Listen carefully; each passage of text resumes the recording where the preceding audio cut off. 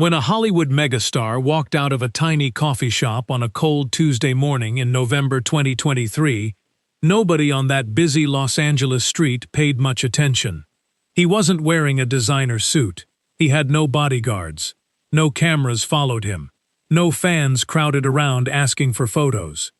He was just a man in jeans and a gray hoodie, holding a paper cup of coffee, standing on the sidewalk like anyone else. But then he did something that nobody expected. He almost stepped on a homeless man sitting against the wall, and instead of saying sorry and walking away, like most people would, he stopped.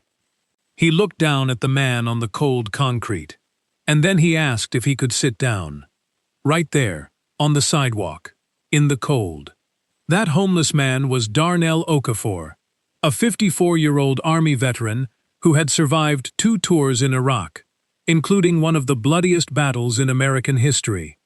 A man who had a Purple Heart, a traumatic brain injury, and 2 daughters he hadn't seen in years. A man who had been sleeping on that same patch of sidewalk for 14 months, picked up a cup of coffee left outside for him every single morning by the coffee shop owner, and hadn't had a real conversation with another person in longer than he could remember.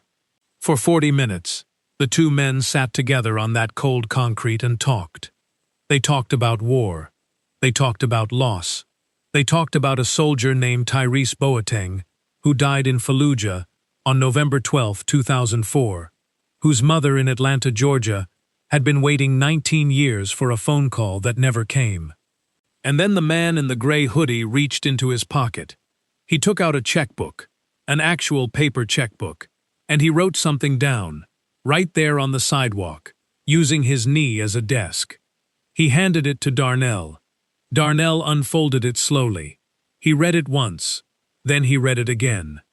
Then he read it a 3rd time, because his brain needed 3 tries to believe what his eyes were seeing. $10,000. The man who had sat beside him on that cold sidewalk for 40 minutes, the man in the plain gray hoodie with no cameras and no bodyguards and no fanfare, was Keanu Reeves. And Keanu didn't stop there.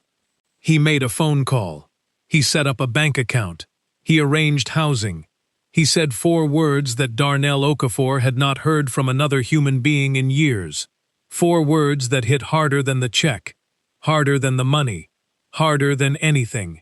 But here is where the story takes a turn that nobody saw coming. 43 minutes after Keanu walked away, a police car rolled slowly down Cahuenga Boulevard and stopped right in front of Darnell. 2 officers stepped out, and they walked directly toward him. Now, most people watching this already know what it feels like to see that moment coming. A black man, a sidewalk, a police car. The particular silence before something happens that you cannot take back. But what those 2 officers did next, and why they were actually there, is something that will completely change the way you see this entire story. Because the reason the police showed up that morning had nothing to do with Darnell doing anything wrong. It had everything to do with a woman who had been quietly watching from behind a coffee shop window for 7 months. A woman who had been leaving a paper cup outside her door every single morning at 6:15 a.m. without ever saying a word to the man who picked it up. And what she did when she picked up that phone changed 4 lives forever. Stay with me for the whole video, because this story is about to go somewhere that no headline could ever fully prepare you for. What happens next? What Darnell does with that check? What the police actually say when they reach him? And the letter that travels from a sidewalk in Hollywood all the way to a front porch in Atlanta, Georgia. It all comes together in a way that will stay with you long after this video ends. This is the real story. And it starts on a cold Tuesday morning, with a man who almost stepped on someone's foot, and made the decision not to walk away. The pigeons found the bagel first. Darnell Okafor watched them from his spot against the brick wall, both hands wrapped around a paper cup that was still just barely warm. 3 pigeons. 1 bagel. An argument that had been going on for 4 minutes now, all flapping and fake charges and nobody actually winning anything. He understood that feeling completely.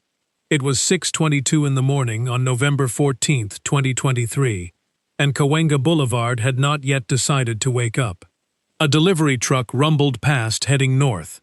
A woman in scrubs walked quickly, with her head down, earbuds in, somewhere important to be. A traffic light at the corner changed from red to green for nobody. Hollywood was like that in the early morning, all the machinery of a busy place running for an audience that had not yet arrived. Darnell pulled the sleeping bag tighter across his legs with one hand, careful not to spill the coffee. The coffee was from Lynn. He did not call her Miss Fan, or the coffee shop lady, or the woman inside. He called her Lynn, but only in his head, because he had never actually spoken to her.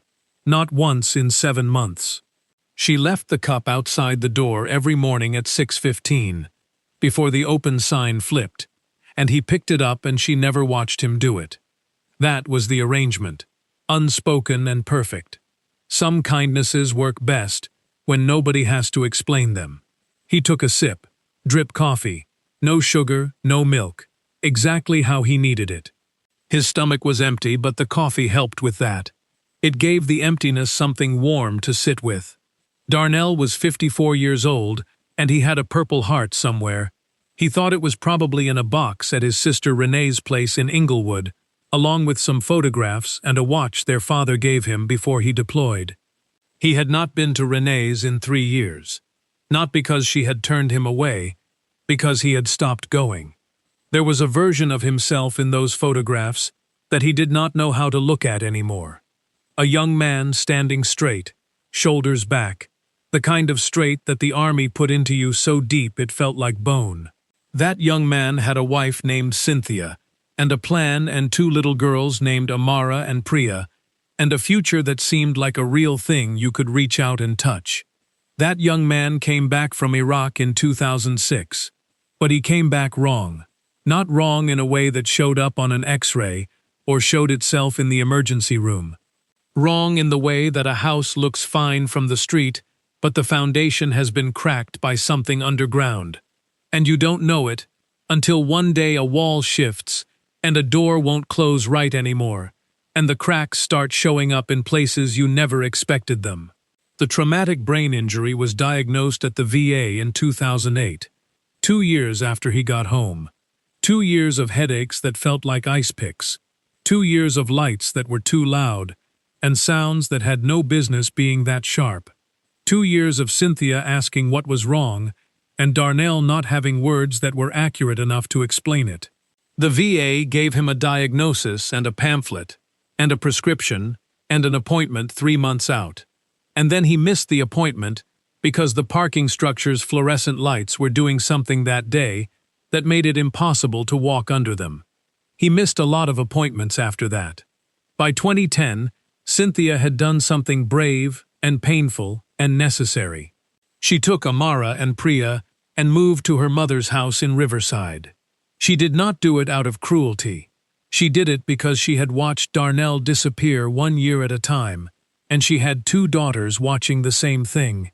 And at some point, love alone is not enough of a foundation for a house where the walls are already cracking. He lived in his car for 2 years after that. A 2001 Ford Taurus the color of old dishwater.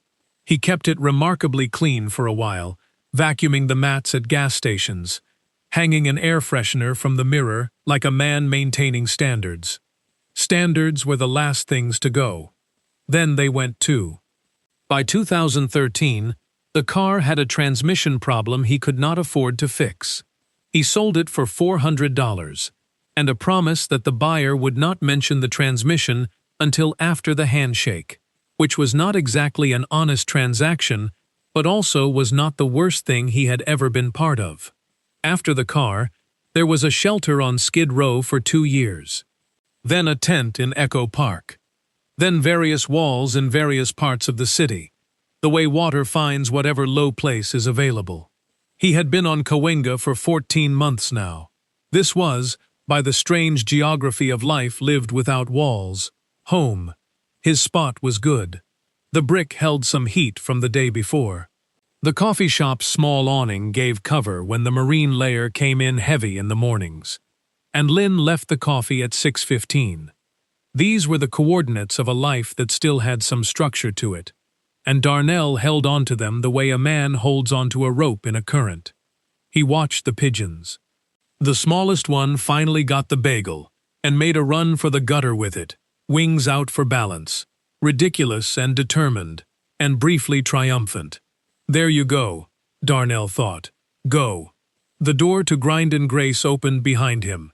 He felt the warmth from inside come out in a brief rush before the cold took it back. He expected to hear Lynn's voice. Sometimes she said good morning to the street in general, not to him specifically, just to the air. But instead he heard footsteps, and then someone said, "Oh, I'm sorry, man," in a voice that was calm and unhurried, and not performing sorry, just saying it simply the way you say something you mean. Darnell looked up. A man was standing 2 feet away, having nearly stepped on his right foot. Jeans, dark gray hoodie, the hood down, a paper cup of coffee in one hand. He looked like someone's uncle, or someone you pass in a hardware store aisle and exchange a nod with. A face that felt familiar, in a way Darnell's brain was not immediately sorting out. The man's eyes were dark and level, and he was looking at Darnell the way almost nobody looked at him anymore, without calculating anything, without getting ready to walk away, just looking, the way you look at another person. "You're all good," Darnell said. "Foot's still there." The man smiled at that. "A real one, small and genuine. Is that coffee still hot?" he asked, nodding at the cup in Darnell's hands. "Perfect," Darnell said. "She times it right." The man glanced at the coffee shop door. Something moved across his face that Darnell could not name then, but would later describe as recognition, not of a person, but of a habit, of someone who pays attention to quiet things. "Mind if I sit?" the man asked. He was gesturing at the concrete beside Darnell, not at a bench across the street, not at one of the small iron chairs inside the shop. The concrete, right there, where the morning was cold and the pigeons had moved on, and there was nothing comfortable about it. Darnell Okafor had been asked for a lot of things in his life. He had been asked to sign enlistment papers and marriage certificates and vehicle sale agreements. He had been asked to clear buildings in Fallujah in the dark. He had been asked by Cynthia to just talk to me, please, in the voice of a woman who has been asking the same thing for too long. He had not been asked permission for something as small and enormous as his company, his space, his yes, in so long that the question took him a moment to process, like a word in a language he used to speak fluently but had not practiced. "Yeah," he said. "Go ahead." The man sat down on the cold concrete of Cahuenga Boulevard, crossed one knee up, and held his coffee cup in both hands exactly the way Darnell was holding his.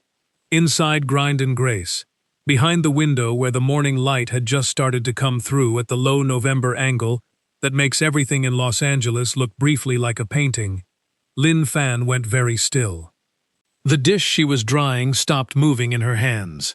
She had recognized this man on his first Tuesday visit 6 weeks ago, the way you recognize someone whose face has been everywhere and nowhere you expected. She had said nothing. She had just made his coffee. She had also been watching Darnell Okafor through this window every Tuesday morning since, with a feeling she could not have explained to anyone who asked. Not hope exactly. More like the particular attention you give to something you are quietly, privately asking for. She pressed the dish towel to the glass for just a moment, like a hand. There it is, she thought. There it finally is.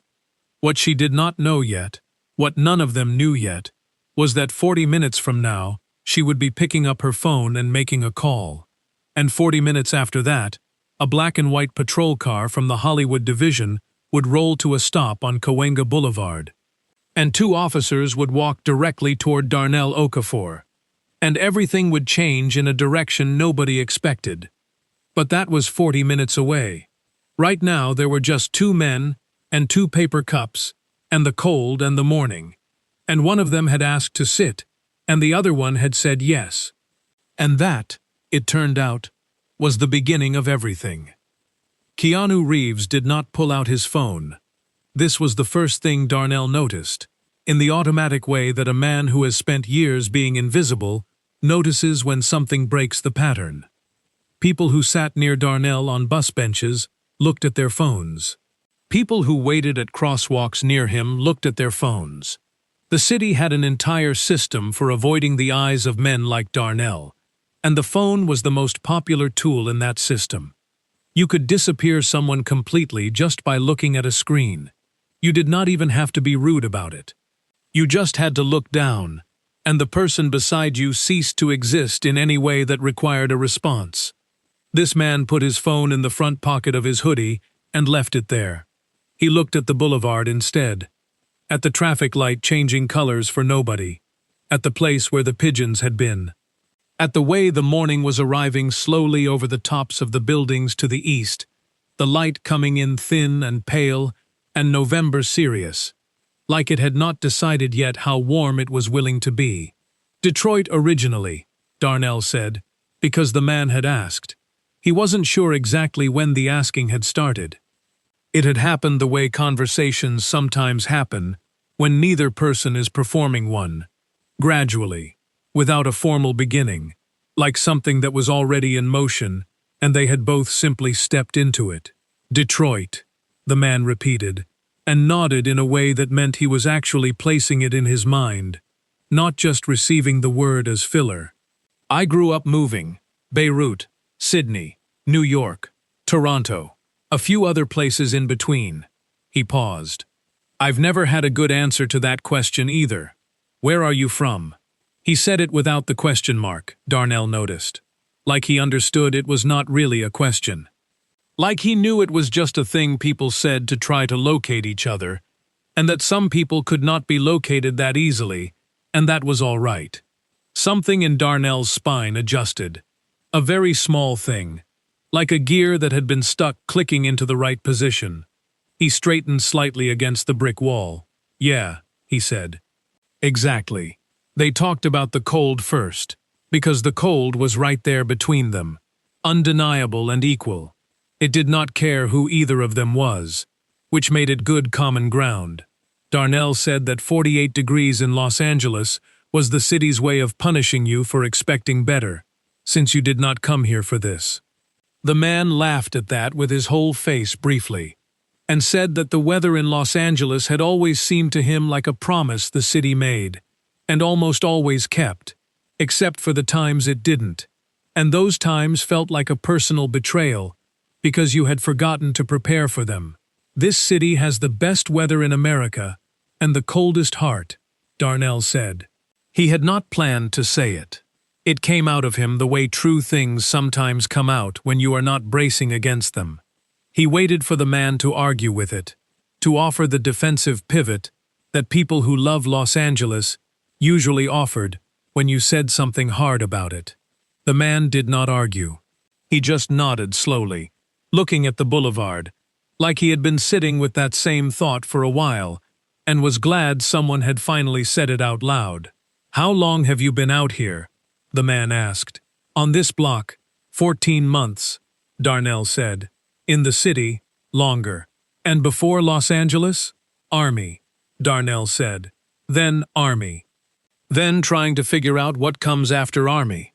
The man turned and looked at him directly then, not with the particular wide-eyed respect that some people put on when they heard the word Army, the expression that was really about them and their own feelings about veterans, about what they were supposed to feel, rather than about you.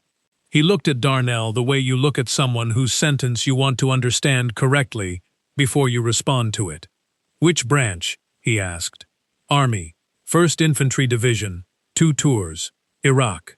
A beat of quiet. When? First tour, 2003, 2nd, 2004. Darnell turned the paper cup slowly in his hands. Fallujah, the second time. November 2004. The man went still. Not the polite stillness of someone trying to look respectful. A real stillness. The kind that happens when something lands on a person with actual weight. He looked down at his coffee for a moment. When he looked back up, his face had changed in a way that Darnell could see but could not completely explain. As if a door inside the man had opened, and something real and unguarded was standing in the doorway. "That was," he started, "19 years ago this month," Darnell said. "November 2004. The Second Battle of Fallujah. Operation Phantom Fury." The numbers lived in Darnell's body, the way all the important numbers did.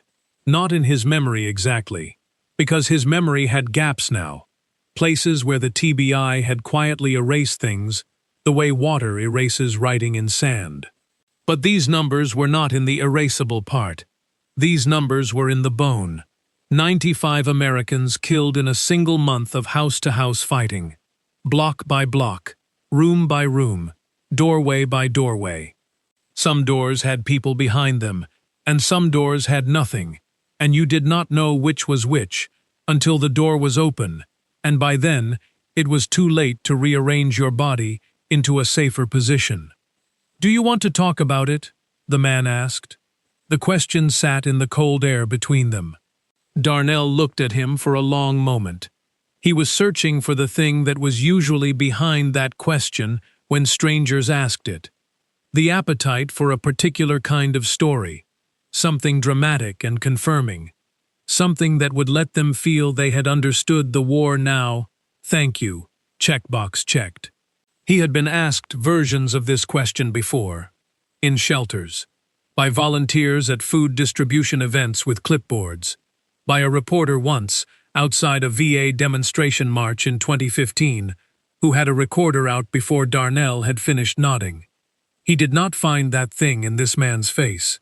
What he found instead was just the question, plain and open and genuinely offered, the way you offer someone a door and then step back and let them decide whether to walk through it.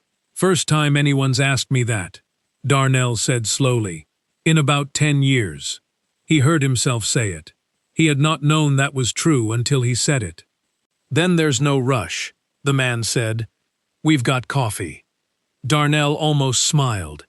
He looked back at the boulevard, at a city bus that was making its slow early morning run, northbound, nearly empty. 3 passengers visible through the scratched windows, like figures in a moving diorama. He started talking. Not everything. He did not have the words for everything, and some things did not have words at all. They had only sounds and light, and the particular temperature of certain moments that the body recorded when the mind had already stopped being a reliable narrator. But some things.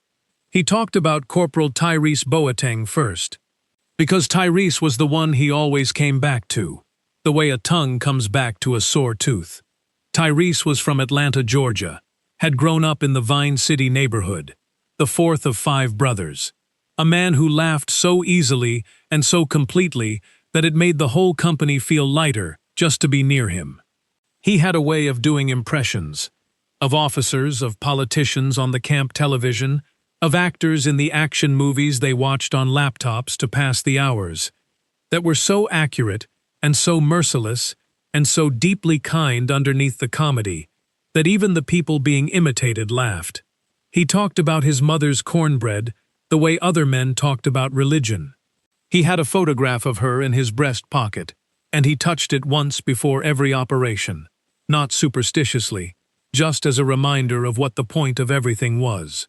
Corporal Tyrese Boateng was killed on the morning of November 12, 2004, during a building clearance operation in the northern sector of Fallujah.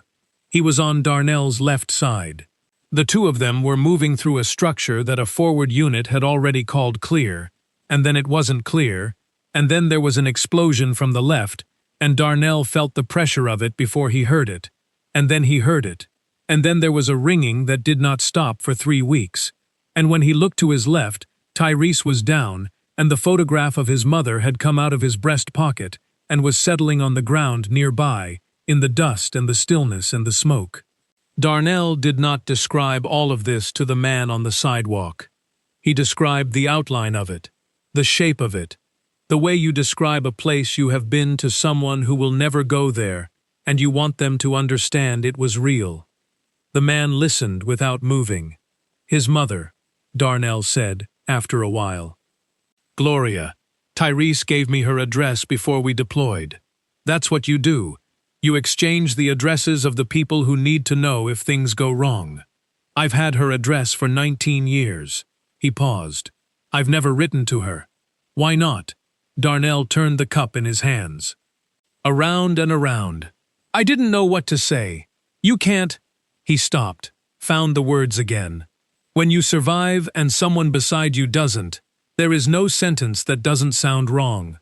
Every version of it either makes it about you or it makes it about him, and neither one of those is right.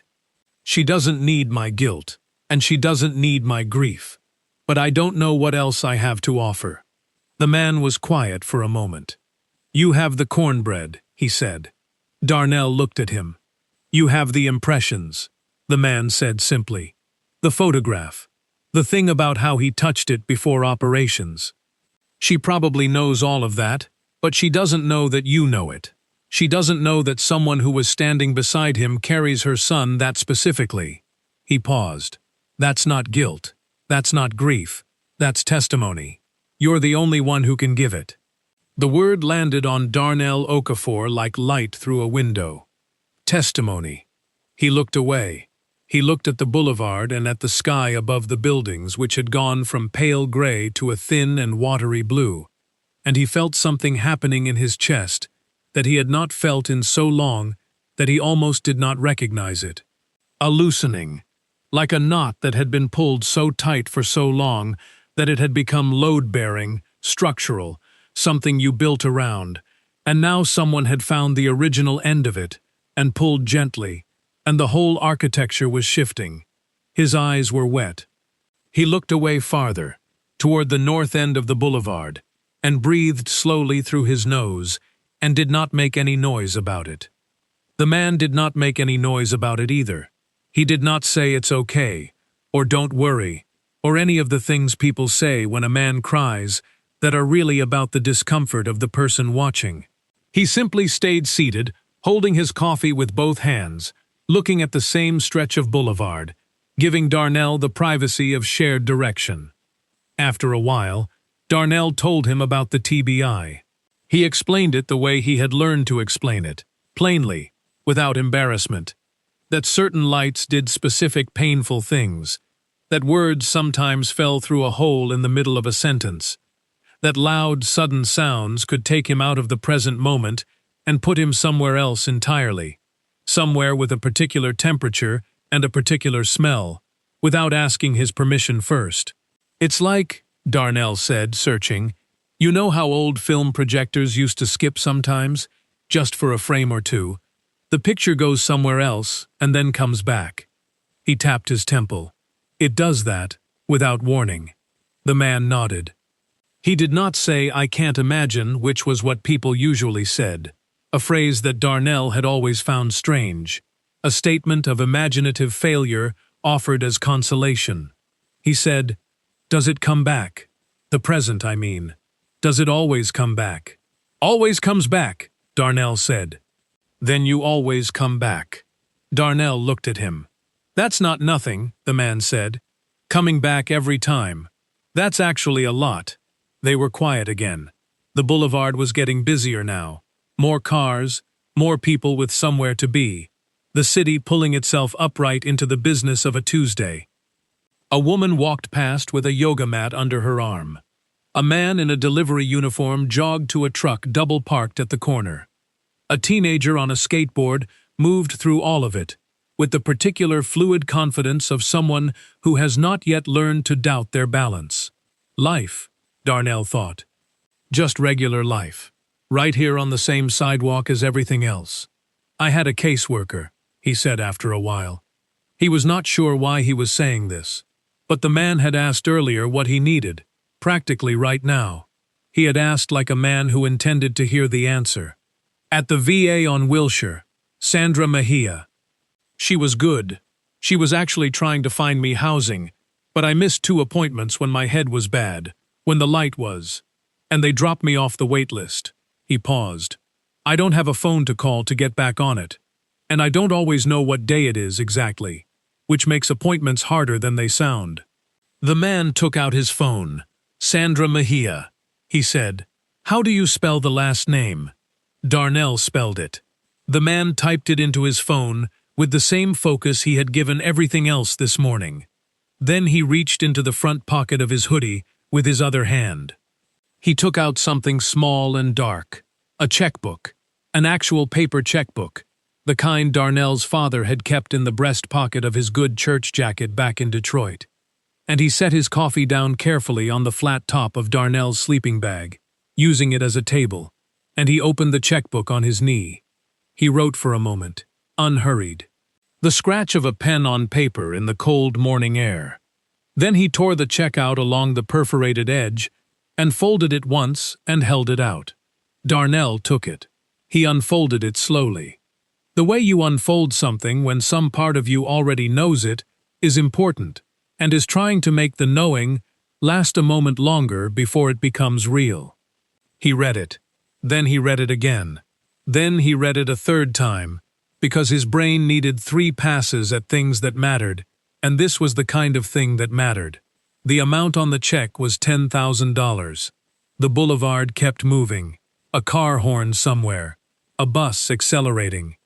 The city running its Tuesday machinery, without any awareness that something extraordinary had just been folded and unfolded on a square of cold concrete outside a small coffee shop on Cahuenga. Darnell Okafor sat with the check in his hands and did not speak for a long time. And the man who had written it sat beside him and did not rush him toward any particular response. And the morning light kept coming in low and November serious over the tops of the buildings to the east. And somewhere behind the window of Grind and Grace, Lin Fan had stopped breathing in quite the normal way, and the dish towel in her hands was pressed against her mouth. Darnell finally looked up. He looked at the man beside him. Really looked.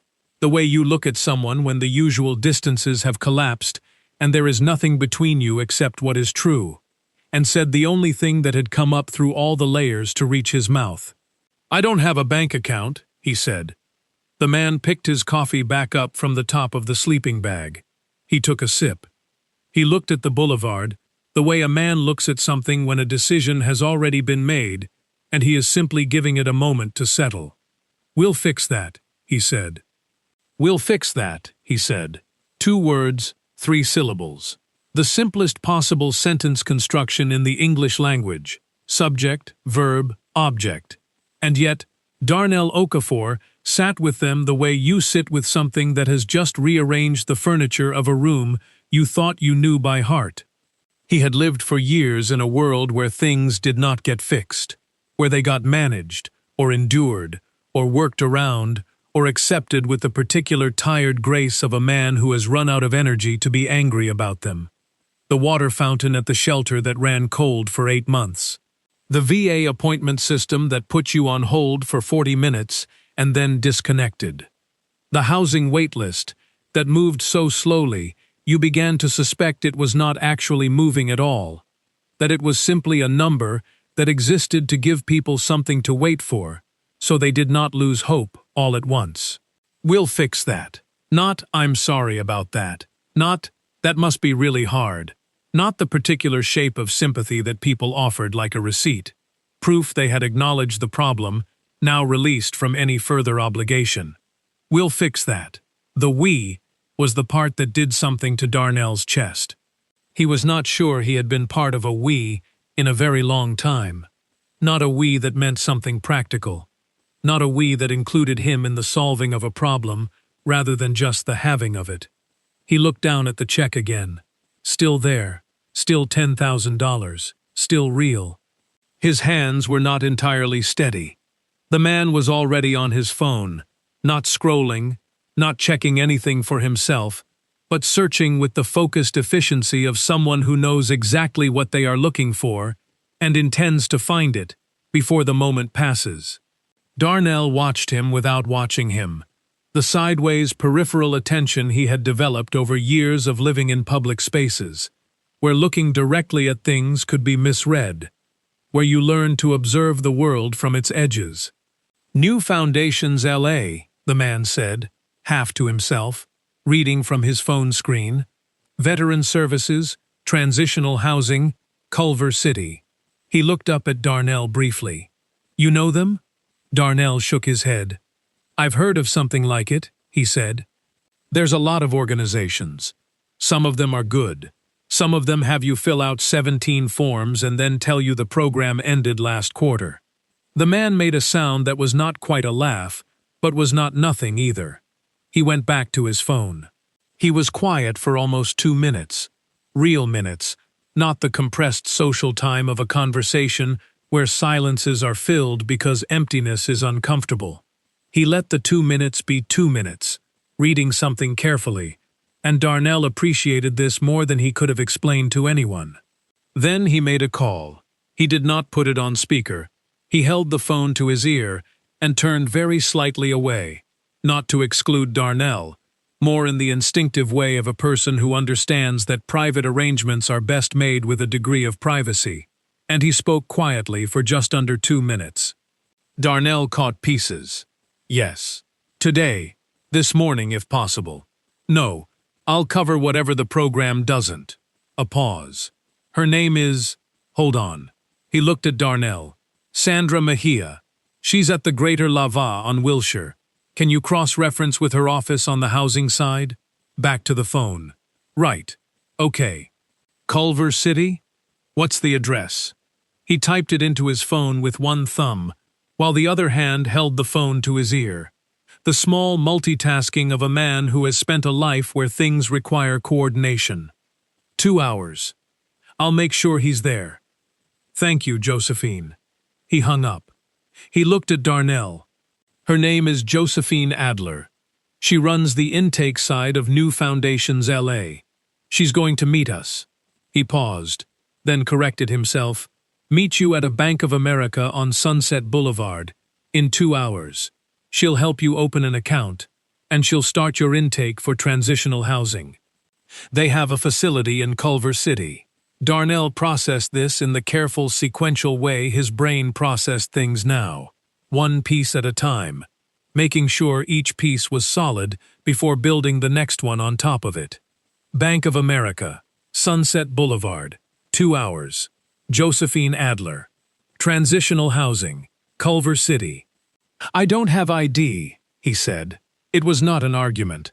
It was just the next piece that needed to be checked, because this was how things usually fell apart. You got one step into the solving of a problem, and then the problem produced a smaller problem that blocked the path, like a locked door behind the first locked door. What do you have? DD-214. His military discharge papers. He kept them in a Ziploc bag inside the sleeping bag, along with his VA card, expired, and a folded, soft-as-cloth copy of his daughter's school photographs from 2009, which was the last year he had received them. Amara in 3rd grade, Priya in 1st. Both of them with their mother's wide, serious eyes. DD-214 and a VA card. The cards expired. The DD-214 is enough to open an account, the man said. Josephine knows the process for veterans without standard ID. That's half of what she does. Darnell nodded slowly. He looked down the boulevard. He was doing the thing his brain did when it was trying to find the problem that would collapse this structure. Not out of pessimism exactly. More out of the trained caution of a man who had been disappointed by systems enough times that hope had become something he rationed carefully, the way you ration water when you don't know how far the next source is. You made a separate donation, Darnell said. You told her that, on the phone. It was not a question. The man looked at him. For the first 60 days of transitional housing. So the check is yours. Not for room and board. Yours. Darnell looked at the check in his hands again. The amount was still $10,000. It had not changed while he was not looking at it. He had half expected it to be different on each reading, the way dreams shifted their details when you tried to examine them closely. But it remained exactly what it was, written in the unhurried hand of a man who had not hesitated over the number before committing it to paper. He thought about what $10,000 meant. He tried to do this practically, the way you had to be practical when a thing like this arrived, because the alternative was to feel it all at once, and he did not think he could do that out here on the sidewalk without coming apart in a way he was not ready for. $10,000 was a phone. Not just any phone. A real phone. A working phone with a plan, so that he could call the VA and not have to borrow someone's at the shelter at a specific hour and hope for the best. A phone meant appointments. Appointments meant Sandra Mejia. Sandra Mejia meant the housing wait list. The housing wait list meant a door that locked. $10,000 was clothes, not the donated kind that arrived in black garbage bags at the church distribution events, already shaped by someone else's body, already carrying someone else's story in their fabric. New clothes. Clothes that fit. The particular dignity of that, which people who had never lost it did not know, was something that could be lost. $10,000 was a month, maybe two, of not having to think about food as a logistical problem requiring advanced planning and the specific geography of which shelters served which meals on which days. $10,000 was, above everything else, a margin. A small buffer between himself and the edge of things. Darnell had been living with no margin for so long that he had forgotten what it felt like to have one.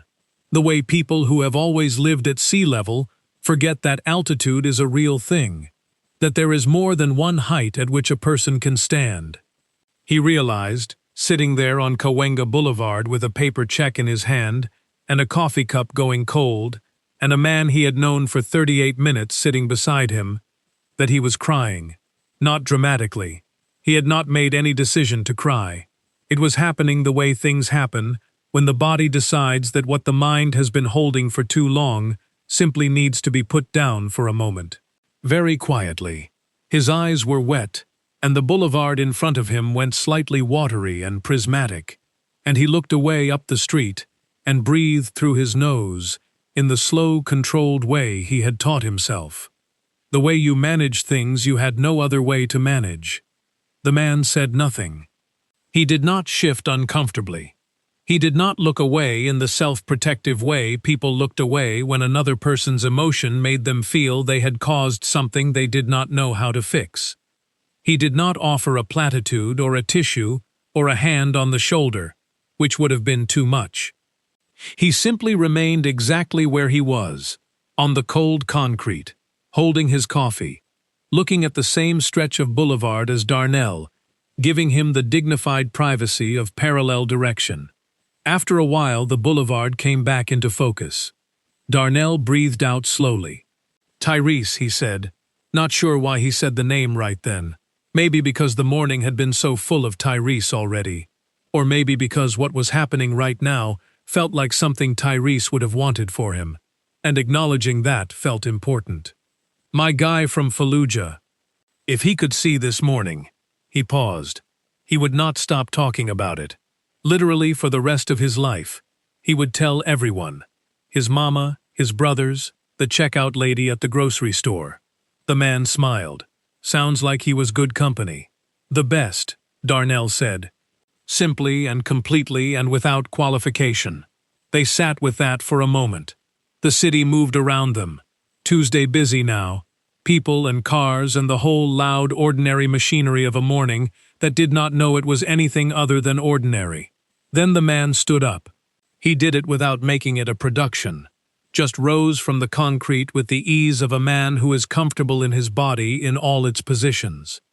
He transferred his coffee to his left hand and held out his right. Darnell looked at the hand for a moment. Then he took it.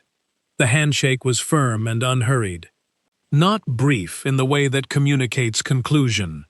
The grip of someone who means the gesture as something real, who learned somewhere that you do not rush the moment of leaving, because the moment of leaving is also part of the thing. 2 hours, the man said. Bank of America on Sunset. Josephine will find you there. Just tell the security guard at the door you have an appointment. She'll have called ahead. Darnell nodded. I'll be there. "I know," the man said. "Not I hope or try to make it. Just I know. The way you speak to someone whose reliability you have already decided upon." He walked back toward the door of Grind and Grace. At the door he paused and went back inside. Darnell watched through the window as he spoke briefly to Lynn at the counter. She was shaking her head at something, smiling with one side of her mouth, and he could see the man placing something on the counter that she was attempting to push back, and he was calmly, pleasantly refusing to accept. The negotiation lasted about 15 seconds, and the man won it without any visible effort. He came back out. He looked at Darnell one more time.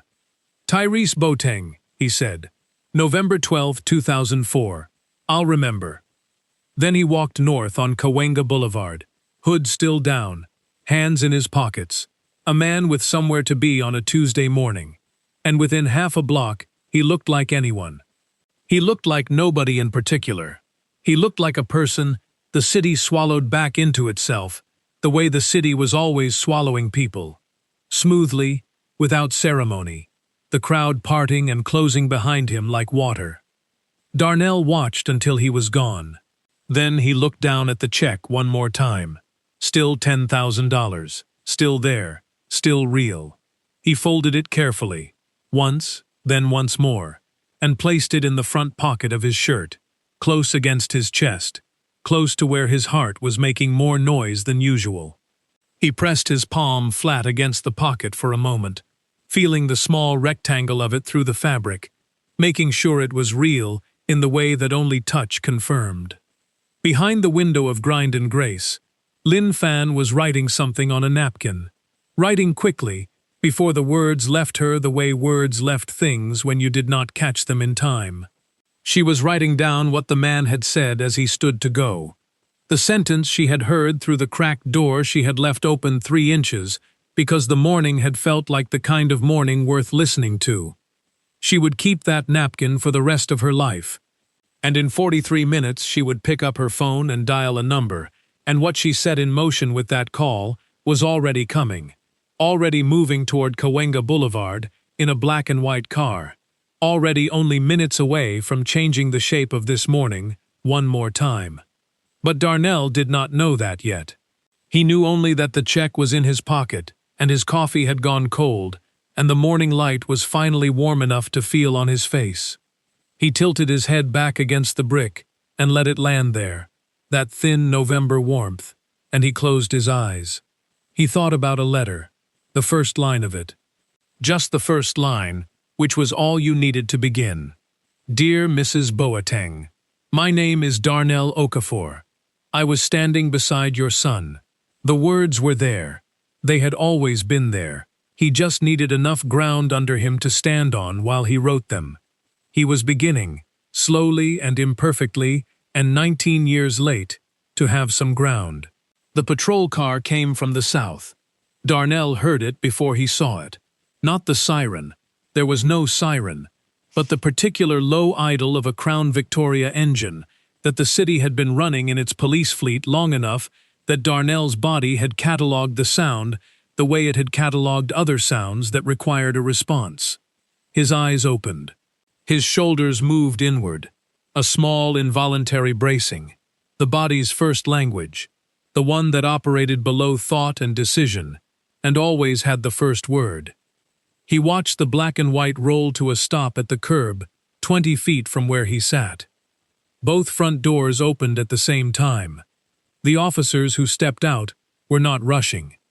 This was the first data point Darnell's brain processed, because rushing meant one thing, and not rushing meant something else, and the difference between those two things could be the entire shape of the next 10 minutes of your life, when you were a black man sitting on a sidewalk with a check for $10,000 folded against your chest. They were not rushing. The officer on the driver's side was a woman, Latina, early 30s, dark hair pulled back, her uniform precise in the way of someone who took the details of the job seriously, without being rigid about them. She walked with the measured, unhurried pace of someone who had learned that pace deliberately, had probably been taught by someone older and wiser that the speed at which you approached a person said everything about what you thought of them before you had spoken a word. The officer on the passenger side was a man. Black, late 30s, broader across the shoulders than his partner, with the specific posture of someone who had been military before they were police. The way the spine stayed straight not from stiffness but from long habit. The way the arms moved slightly out from the body, not aggressive, just aware. He had a face that had done a lot of listening. They were both looking at Darnell. Darnell looked back. His hand moved, just slightly, toward his shirt pocket, a reflex he was not proud of. The instinct to protect the check, to put himself physically between it and anything that might take it away. He stopped the hand before it got there. He made himself leave it on his knee.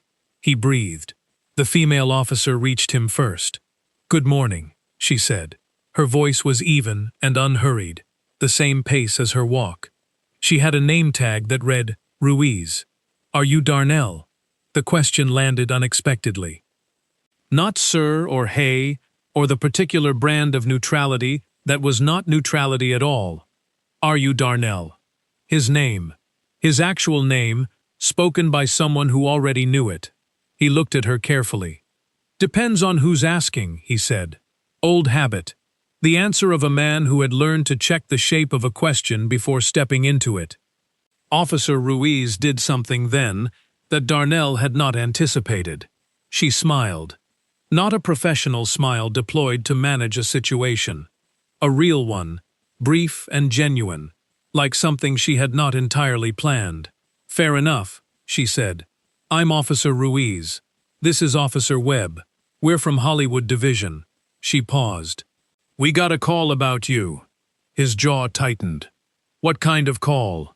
It was the question underneath which lived about 15 other questions, all of them older and heavier, and carrying the weight of a country that had a specific and well-documented history, with black men on sidewalks and police calls about them.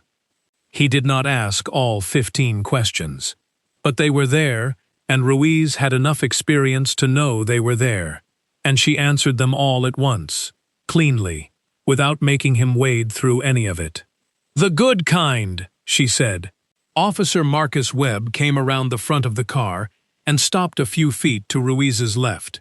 Up close, the military red was even clearer, the way he scanned not with threat assessment, but with the specific attentiveness of someone trained to notice what people needed rather than just what they were doing. He looked at Darnell's sleeping bag, at the cold cup of coffee, at the DD-214 that Darnell had taken out of the Ziploc bag earlier and had been holding without realizing it, the document worn soft as old denim from years of being kept close.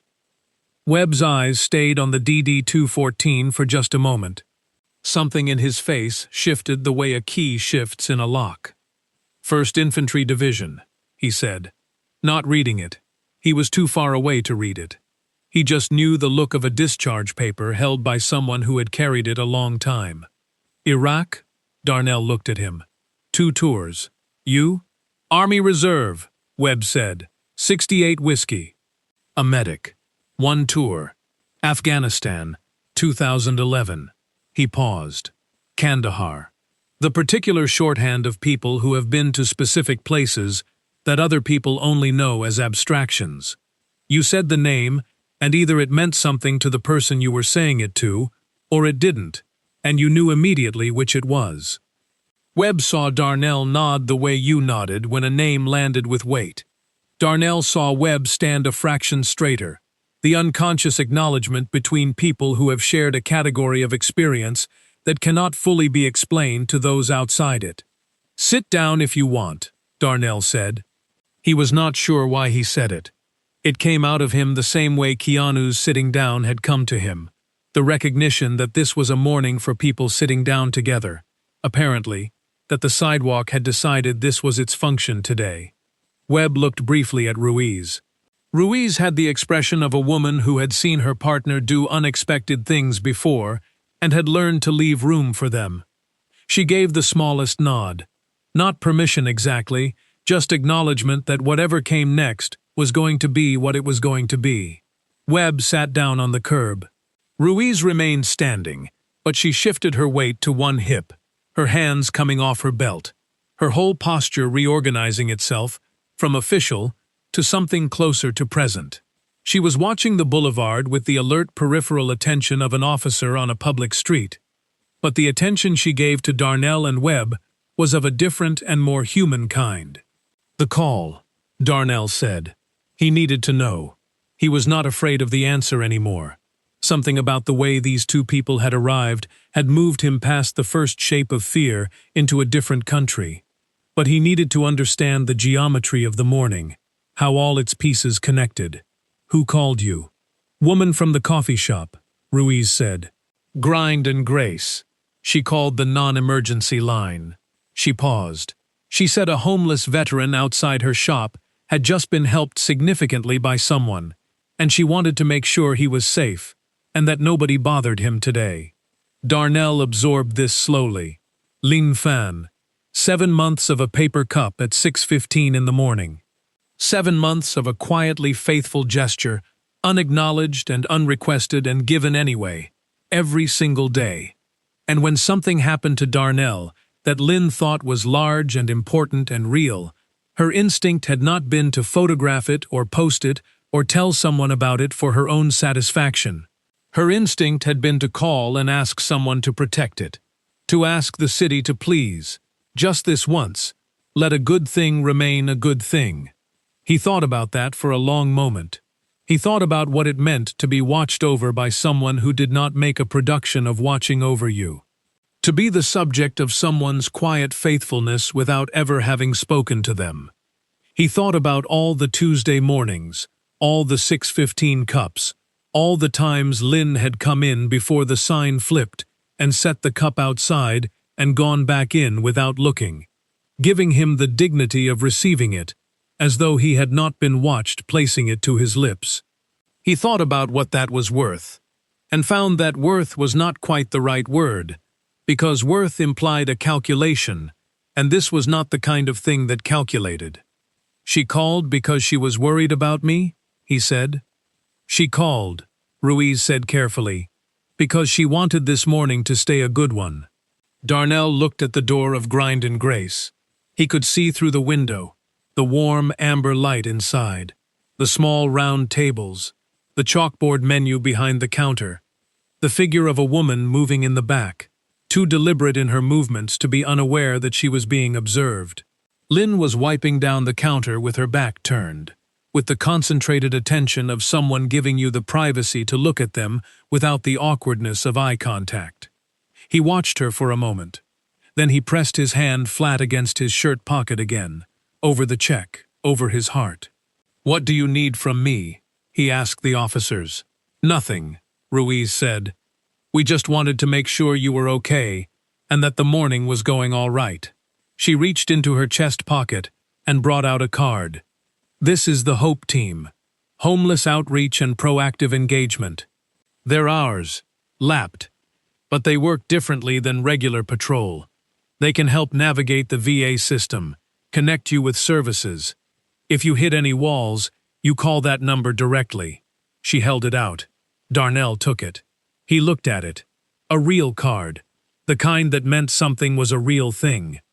He looked at the officer's name printed in the corner, and at the number below it, and at the word Hope in clean official typeface above them both, and thought about how strange it was that the word existed in this context, deployed by the machinery of a city that had not always been generous with the actual substance the word described. "I have an appointment," he said. "In 2 hours. Bank of America on Sunset. There's a woman named Josephine Adler meeting me there. From New Foundations, LA in Culver City." Ruiz and Webb exchanged a brief look that contained a conversation Darnell was not entirely privy to. "New Foundations is good," Webb said. "We've worked with them. Josephine Adler is—" He paused, choosing the word with the care of a man who chose words carefully. "Serious. When she says she'll do something, she does it." "Good," Darnell said. "That's what I need. Serious." Webb nodded. He was looking at the DD-214 still in Darnell's hand. What division did you say? 1st Infantry? Big Red One, Darnell said. The old name. The name that had weight and history in it. The name that meant Cantigny in 1918, and Omaha Beach in 1944, and the Ia Drang in 1965. The name that had been carried into every American war by men who mostly did not get to choose whether to carry it.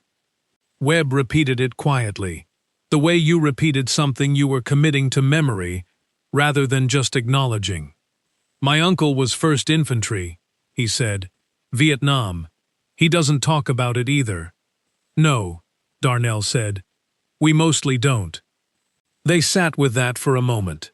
The weight of all the men who had come back from all the different versions of the same experience, and had carried it in silence, because silence was the only container they had been given that was large enough. Then the door to Grind and Grace opened. Officer Diana Ruiz walked in. She walked in not as an officer, or not only as an officer, but as a woman who had decided something while standing on a sidewalk and was now acting on it. She came back 2 minutes later with 3 paper cups of coffee. She had not put it on her expense account. She would pay for it out of her own wallet. She had made this decision somewhere between the door and the counter, the way you make certain decisions. Quickly, without deliberation, because deliberation would only give you time to talk yourself out of something your instincts already knew was right. She handed one to Darnell first. He took it with both hands. He was getting a lot of coffee this morning. He thought Tyrese would have found this hilarious. He thought Tyrese would have said something. Some perfectly calibrated joke about a man sitting on the same sidewalk getting more coffee than some people got at a sit-down restaurant. Some observation so accurate and affectionate that everyone within earshot would have laughed and then immediately understood something true. He almost said this out loud. He caught it just before it reached the air, held it back, and sat with it privately instead, the way you sat with memories of people who were not there, carefully, with full attention, the way they deserved. Webb accepted his cup from Ruiz, and they all 3 sat with their coffee in the November sun, which had finally fully arrived, the way November sun in Los Angeles eventually always arrived, late and a little apologetic, but genuinely warm when it finally committed. It came in at a low angle from the east, long and golden and unhurried, and it landed on Cahuenga Boulevard without prejudice, on the patrol car and the sleeping bag, and the 3 people and their paper cups, and the small Ziploc bag with the discharge papers inside it. And it made everything it touched look briefly, plainly, sufficiently lit. Can I ask you something? Darnell said. Webb looked at him. Go ahead. The Hope Team, the outreach, the card. He held it up. How much of this actually works? Not the theory, the actual working of it. Webb was quiet for a moment. He was the kind of man who did not answer questions about real things with easy answers, which Darnell recognized and respected. Some of it, Webb said finally, more than it used to, less than it should. He looked at the card in Darnell's hand. But Josephine Adler and Sandra Mejia at the VA, those are real. Those are the parts that work. If you stay connected to those 2 people, the system has a better chance of holding you than it does of losing you. Darnell nodded. He filed this away in the part of his mind that filed things he intended to use. My grandfather was Korean War, Ruiz said. Not entirely to either of them, more to the general air of the morning, the way you contribute something personal to a conversation when the conversation has earned it. He came back and worked at a factory in East LA for 30 years and never said a word about any of it. Not one word. My grandmother said he sometimes walked in his sleep, that he would stand at the window in the middle of the night and look at the street. She paused. She always got up and stood beside him. She said she didn't know if he knew she was there, but she stood there anyway. Nobody said anything for a moment. The boulevard moved. The city continued. A pigeon landed near the curb in almost exactly the spot where the earlier pigeon argument had taken place. looked at the ground with the specific skeptical optimism of a pigeon, found nothing, and departed. Darnell looked at the door of Grind and Grace. "I need to talk to her," he said. The woman inside. Ruiz and Webb looked at each other again. "We'll give you some space," Ruiz said. They stood. They took their coffees and walked back toward the patrol car with the same unhurried pace they had arrived with, and they stood near the hood, talking quietly, giving Darnell the privacy of their turned backs. Darnell Okafor got to his feet. He moved carefully, the way you moved when your body had been on cold concrete long enough to stiffen, his knees reporting their discomfort in the familiar way, and his back making a decision about straightening that took 2 seconds longer than it once would have. He gathered himself upright, smoothed his jacket with both hands, the instinct toward dignity, always the last thing and the first thing, and he walked to the door of Grind and Grace and pushed it open. The warmth of the inside hit him like a physical thing. The smell of coffee and something baking, and the low music from a speaker somewhere, something instrumental and unhurried. It was warm and it was lit, and it smelled like care. And Darnell stood in the doorway for just a moment, adjusting to it, before he walked in and let the door close behind him. Lin Fan looked up from the counter. She was smaller than he had imagined from the glimpses through the window. Fine-boned, mid-50s, hair going silver at the temples. A woman whose face had not been organized by an easy life, but had been organized by a purposeful one, which was different and in some ways better. She was wearing an apron with a small flower handprint on it from something earlier in the morning, and she was holding a dish towel, and she was looking at Darnell with an expression he could not immediately name. It was not surprise. She had known this moment was coming, or had hoped it, which amounted to the same preparation. It was not pity, because there was nothing in her eyes that reduced him. It was something closer to recognition. The look of a person who has been paying quiet attention to another person for 7 months, and is now, for the first time, looking at them from the same room. Darnell stood at the counter. He could not find the right opening. He had been finding words more easily this morning than he had in years. Something about sitting on the concrete with a man who listened well had loosened something, had oiled a hinge that had been stiff for a long time. But standing in front of Lin Fan with the warmth of her coffee shop around him and the memory of 7 months of paper cups between them, the words took a moment to arrive. "The coffee," he finally said. "Every morning." He stopped. "I never said thank you." Lin Fan looked at him for a long moment. Then she set the dish towel on the counter, and she said, in the precise and carefully assembled English of a woman who had learned the language as an adult, and therefore used it with more intention than most people born to it, "You didn't need to say anything." "That was never the point." Darnell nodded. He believed her completely. "What was the point?" he asked. Not challenging, genuinely asking. The way you asked a person about a thing you had been trying to understand from a distance for a long time, and now finally had the proximity to ask directly. She considered this. Her hands rested flat on the counter, patient hands, the hands of a woman who had learned that good answers were worth the time it took to find them. "My father," she said. "He was a soldier, South Vietnam, 1975. He had nothing when he came here. He sat in a lot of doorways." She paused. "Someone left him coffee once. A stranger. He talked about it until the day he died. He said it was the day he decided to stay." She looked at Darnell steadily. "I have been leaving it for you every morning, because I did not know which morning was going to be your day to decide to stay. I did not want to miss it." The hinge swung wide open. Darnell Okafor put both hands on the counter and looked down at them and breathed through his nose in the slow and careful way, and did not make any noise about what was happening in his chest. Lin said nothing. She had the grace and the wisdom to let the moment be what it was, without narrating it or resolving it prematurely.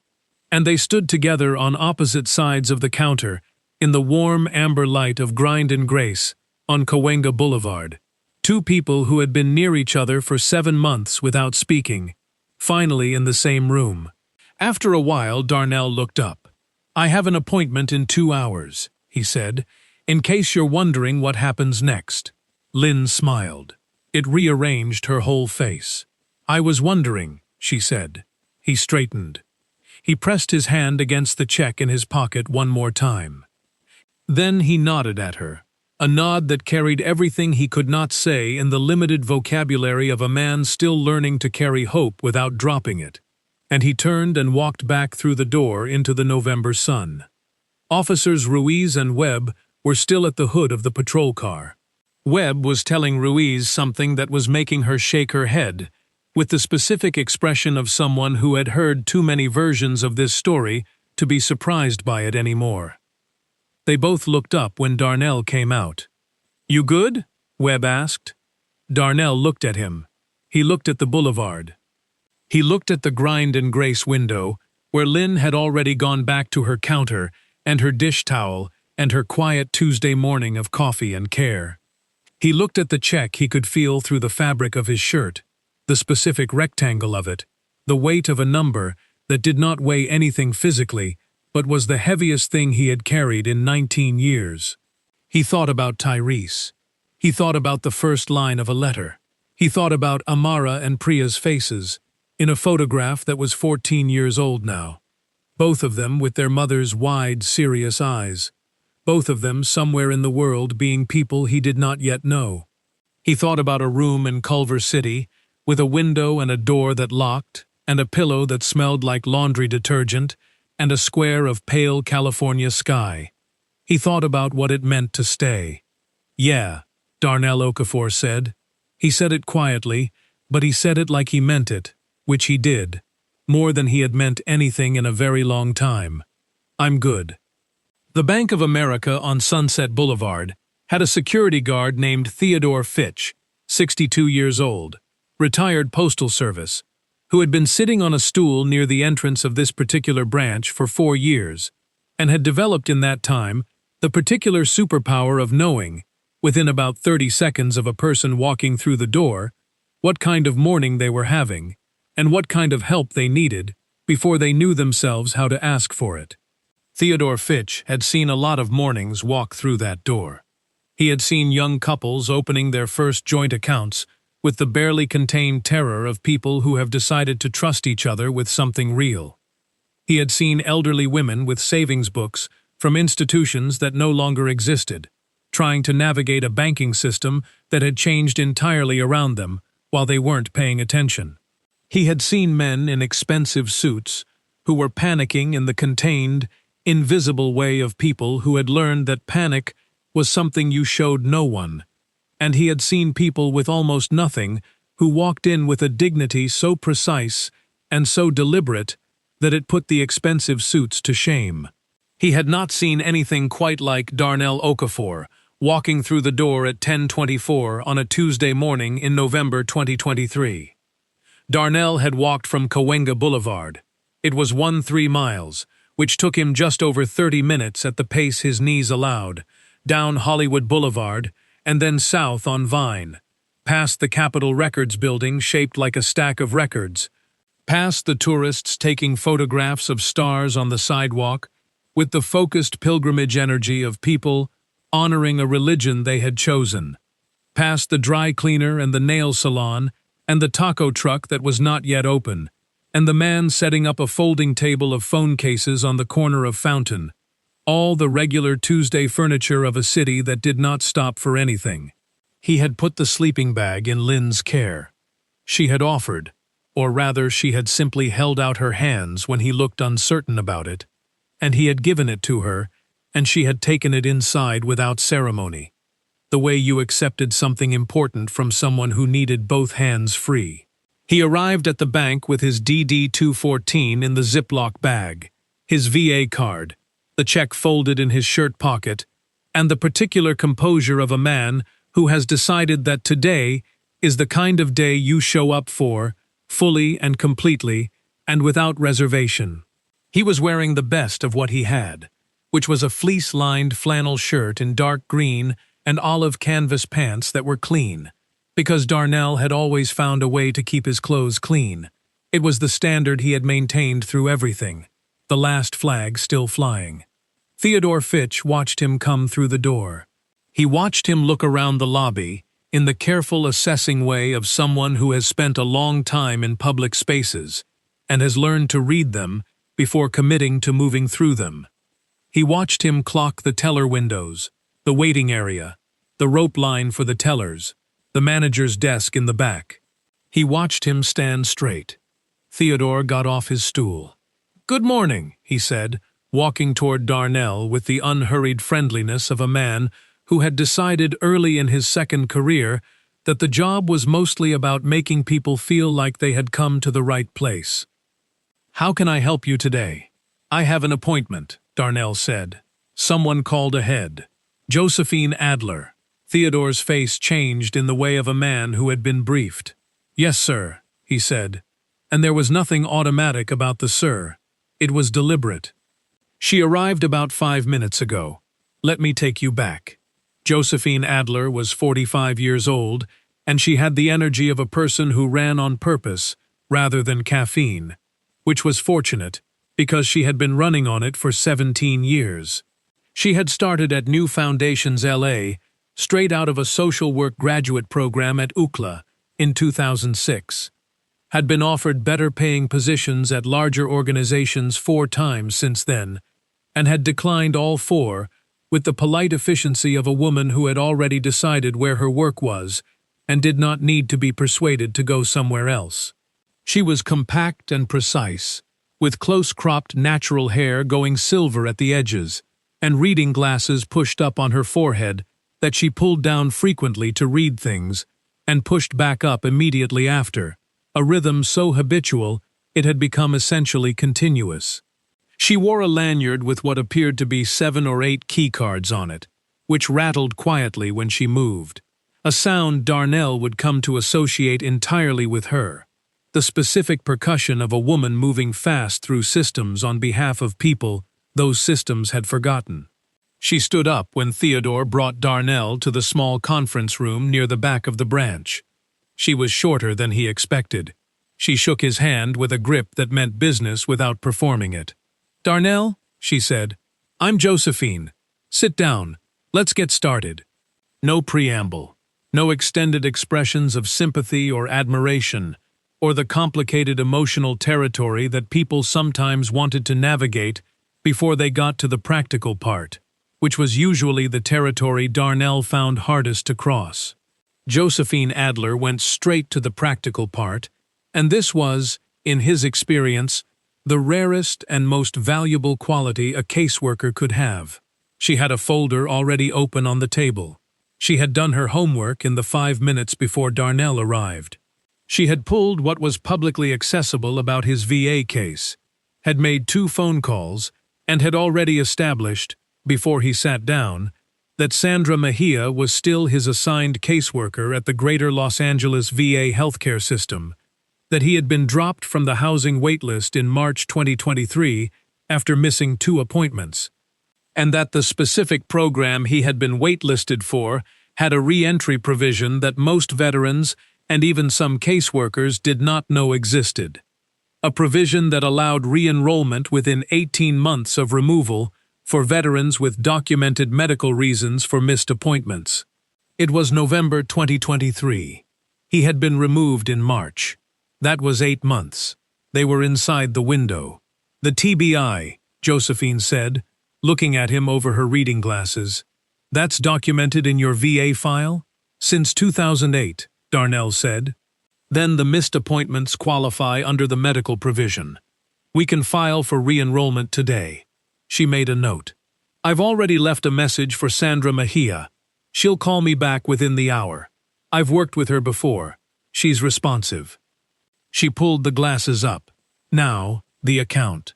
The account opening took 40 minutes, which was 38 minutes longer than it would have taken someone with a standard ID and existing banking history, and 2 minutes shorter than Josephine had budgeted for it.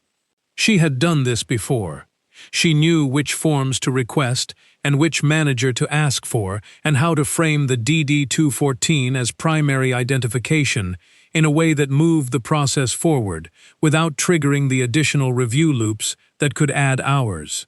She sat beside Darnell and explained each form before he signed it, not because she doubted his comprehension, but because she believed that understanding what you were signing was not a courtesy but a right, and she extended it to every person she sat across a table from. When the teller processed the check deposit, she did not react visibly. Tellers at Bank of America, branches on Sunset Boulevard, processed large deposits from people in all manner of circumstances and had developed the professional composure that context required. But the assistant manager who had come over to authorize the transaction, a young man named Kevin, with the careful energy of someone who was good at his job and knew it, caught Josephine's eye briefly across the desk, and something passed between them that was not unprofessional, but was human, the shared acknowledgement of people who work in proximity to hard circumstances and recognize when something has moved in the right direction. Darnell watched the number appear on the printed receipt. Account balance, $10,000. He folded the receipt and put it in the Ziploc bag with his discharge papers. Outside the conference room window, Sunset Boulevard ran its Tuesday morning business. Cars and buses and people, and the whole restless forward motion of a city that was always becoming something. Always in the middle of a transformation it had not quite decided the shape of. Darnell watched it through the glass for a moment, the way a person watches something from inside a warm room that they have not always had access to. Josephine drove him to Culver City herself. She had a 2019 Subaru Outback that was clean in the functional rather than decorative sense. No ornaments, no air freshener, but no clutter either. Just the efficient organization of a person who spent a lot of time in their car and had made peace with this. The back seat had a canvas bag full of folders, a case of water bottles, and a box of granola bars that Josephine mentioned were there in case anyone needed them. The way you mention a thing without making it an offer requiring a response. Giving people the option to take it without requiring them to perform gratitude first. Darnell took a granola bar. He had not eaten since the night before. They drove south on La Brea, and then west, through the middle of a city that looked different from inside a moving car than it did from a sidewalk. The way everything looked different when you were moving with the city rather than sitting still while it moved around you. He watched it go past. The taco stands and the apartment buildings and the palm trees against the blue November sky, and the occasional improbable flash of bougainvillea still going in brilliant purple-red over some garden wall, the city's stubborn beauty asserting itself between its harder edges. Josephine talked while she drove, not requiring responses, delivering information in the organized, sequential way of a person giving a briefing.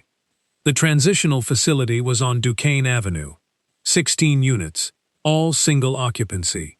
He would have a room, his own key. The facility had a shared kitchen and a common area and a small computer room with 2 desktop computers that residents could use to access services, write emails, look things up. There was a staff person on site Monday through Friday from 8 a.m. to 6 p.m. Weekends had a rotating check-in. Rules are minimal, Josephine said. No alcohol in the facility. Sign in if you're going to be out overnight. Come to your case management appointments. That's essentially it. She glanced at him briefly. We're not running a program. We're running a building where people can get stable enough to figure out the next thing. What's the next thing for me? Darnell asked. Depends what you want it to be, she said. But step 1 is Monday. VA appointment.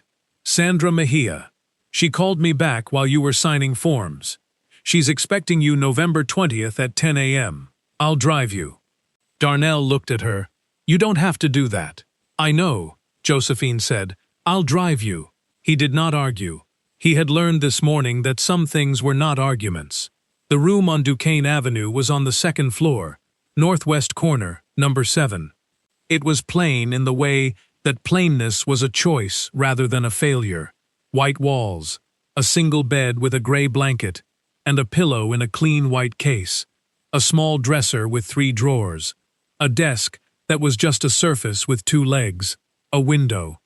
The window faced west, and the afternoon light came through it at an angle that put a rectangle of gold on the floor, that moved slowly toward the wall as the hours passed, the way light always moved in rooms with windows, whether anyone was watching or not. Darnell stood in the doorway for a moment. The room smelled like laundry detergent, and faintly like the paint that had been freshened not too long ago. The floor was clean. The window latch worked. He checked it. The old automatic check, the soldier's habit of assessing exits and enclosures. The lock on the door worked. He tested it 3 times. Then he went inside and sat down on the edge of the bed. The mattress gave under him. The pillow was real. The blanket was warm. He sat there for a long time without moving, just letting the room be around him, letting the quiet of a room with a door be a real thing his body could feel, and not just a thing his mind remembered from before. Outside the window, the parking lot below held 6 cars and a dumpster with a faded logo and a strip of sky that was going from afternoon blue toward the early amber of a California dusk.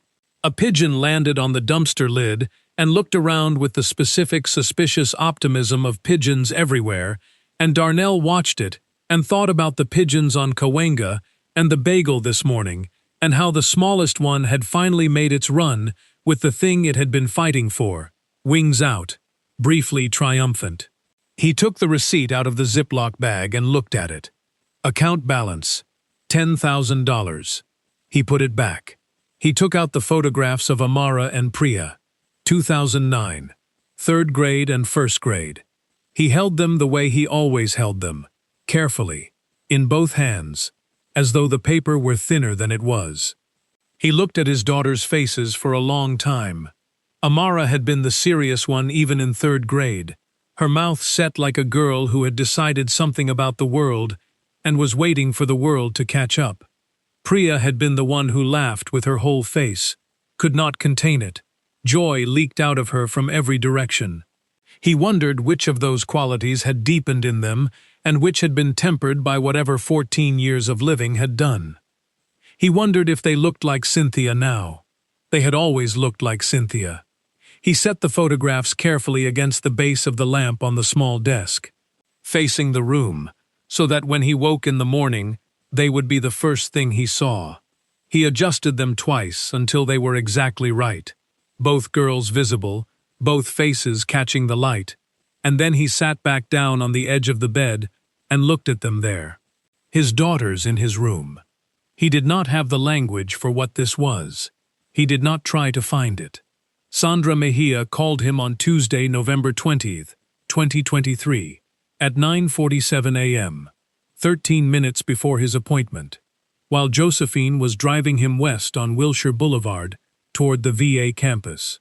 She called on the new phone that Josephine had helped him purchase and activate the day before. A straightforward device, reliable and uncomplicated, which had taken 40 minutes at a phone store on Washington Boulevard, and which Darnell had spent the evening learning to use with the focused patience of a man who understood that mastering small things was how you built toward the larger ones. When the phone rang in his hand, and the name Sandra Mejia Va appeared on the screen, Josephine had entered it for him, looking up the direct line. Darnell stared at it for one full ring before answering. "Mr. Okafor," Sandra Mejia said. She had a voice that was warm and businesslike at once, the voice of someone who had learned to hold both those things simultaneously because the work required it. "I'm so glad you're coming in today. I've thought about you." She said it plainly, without making it emotional, which made it more emotional. "I thought about you too," Darnell said. "I'm sorry about the appointments." "You don't need to apologize," Sandra said. "The system made it hard for you. That's what I'm here to fix." A pause, the sound of papers or a keyboard. "I've already filed the re-enrollment paperwork under the medical provision. The TBI documentation is in your file, and it's solid. We should have you back on the active wait list by the end of the week." Another pause. There's also a new transitional housing option I want to talk to you about today. A newer program specifically for veterans with TBI diagnoses. Shorter wait list. Different structure. I think it might be right for you. Darnell was quiet for a moment. Outside the car window, the VA campus appeared. The enormous complex on Wilshire Boulevard. 388 acres of it. The largest VA campus in the United States. Its older buildings, Spanish Revival in style. Their red tile roofs visible above the trees. It had been a soldier's home since 1888, this land. More than a century of men and women returning from wars and coming here with the things that wars had done to them, looking for a system that could hold them. The system had failed a great many of them. It was failing some of them still. And it was not failing others. Because Sandra Mejia was not failing others. And Josephine Adler was not failing others. And the things that worked within the things that didn't work were still real and still worth believing in. Tell me about the new program, Darnell said. He had been in the room on Duquesne Avenue for 9 days when the story became public. It happened the way Lin Fan described it later. Not because she wanted attention for herself, or for Keanu Reeves, or even entirely for Darnell, but because she had been sitting with a feeling for 9 days that she did not know what else to do with. The feeling was the particular ache of having witnessed something true and important in a world that contained very little of either, and of knowing that true and important things deserve to be known, not to be celebrated but to be believed in, to be held up against all the other evidence and allowed to say, "This also happened. This is also what people do." She posted the photograph on November 23, 2023, 9 days after the Tuesday morning. She had taken it through the window at 6:58 a.m., 40 minutes into the conversation, without them seeing her do it. 2 silhouettes against the morning boulevard, neither face clearly visible. 2 paper cups, the light coming in low and golden over the buildings to the east. She had not planned to take it. She had picked up her phone because it was in her hand when she looked up, and the light was doing something so precise and so unrepeatable that her hand had moved before her mind had made any decision. The caption she wrote in 10 minutes, deleting and rewriting several times before settling on the version that said what she actually meant. This happened outside our door this morning. I don't want to say too much, because it doesn't belong to me. But I want you to know that kindness is still here. It sat on our sidewalk today for 40 minutes. She posted it at 7:14 p.m. and went to bed. When she woke up at 5:45 the next morning to start the coffee, she had 47,000 notifications. By the time she set the cup outside at 6:15, Darnell's spot now empty, the sleeping bag gone, the wall just a wall again but not quite, already carrying something in the brick that it had not had before. The post had reached 340,000 views. By that evening, 223 million. She read the comments for exactly 20 minutes, and then stopped reading the comments, because the comments were doing what comments always did, trying to own the moment, to sort it into existing arguments, to make it about things it was not about, and she did not want any of that near what had actually happened. She closed the app and made herself tea, and sat in her kitchen and thought about her father, who had sat in a doorway once and been given a cup of coffee by a stranger, and had talked about it until the day he died. She thought about how strange it was that a gesture could travel that far through time, that her father's stranger's kindness could move through 40 years and a Pacific Ocean, and the whole complicated history of everything, and land on a Tuesday morning in Hollywood, California, in the hands of a Vietnamese-American woman who did not know that was what she was doing when she set a cup outside her door. She thought about Darnell Okafor in his room somewhere in Culver City. She hoped the window was good. The story was confirmed on December 3, 2023. A spokesperson for Keanu Reeves confirmed the broad facts in a single statement that was 11 sentences long, of which 10 were procedural and 1 was not. The one that was not had been added, the spokesperson said, at Keanu's specific request. It read, "Darnell Okafor is a veteran, and a man who deserved better than what he got." That is the whole story. Darnell read the statement on Josephine's laptop in her office at New Foundations, LA, on the afternoon of December 3rd. He was there for his weekly check-in, which had become a Tuesday appointment. He had specifically asked for Tuesdays, and Josephine had not asked why. She had simply made it a Tuesday. He read the spokesperson's statement 3 times. Then he sat back in the chair across from Josephine's desk and looked at the ceiling for a moment, at the water stain in the corner that had been there so long it had become a feature rather than a problem, and he breathed. "You okay?" Josephine asked. He brought his eyes back down. He looked at her. He looked at the laptop screen. He looked at the 11 sentences and the one that mattered. "I need paper," he said, "and an envelope." Josephine opened her desk drawer without asking why. She put a piece of paper on the desk between them. Plain white, unlined, a pen beside it, an envelope from the box she kept in the second drawer. Darnell pulled the chair forward. He picked up the pen. He held it over the paper for just a moment, the held breath before the first word, the half-second of gathering that stood between silence and speech, between all the years of not saying and the decision to say. He had the address memorized. He had carried it for 19 years in a small notebook that he had never lost through anything, through the dissolution of the car and the string of shelters and the various walls and all of it. He wrote it first, in the top right corner of the envelope, because that was what you did. You wrote where you were going before you wrote anything else.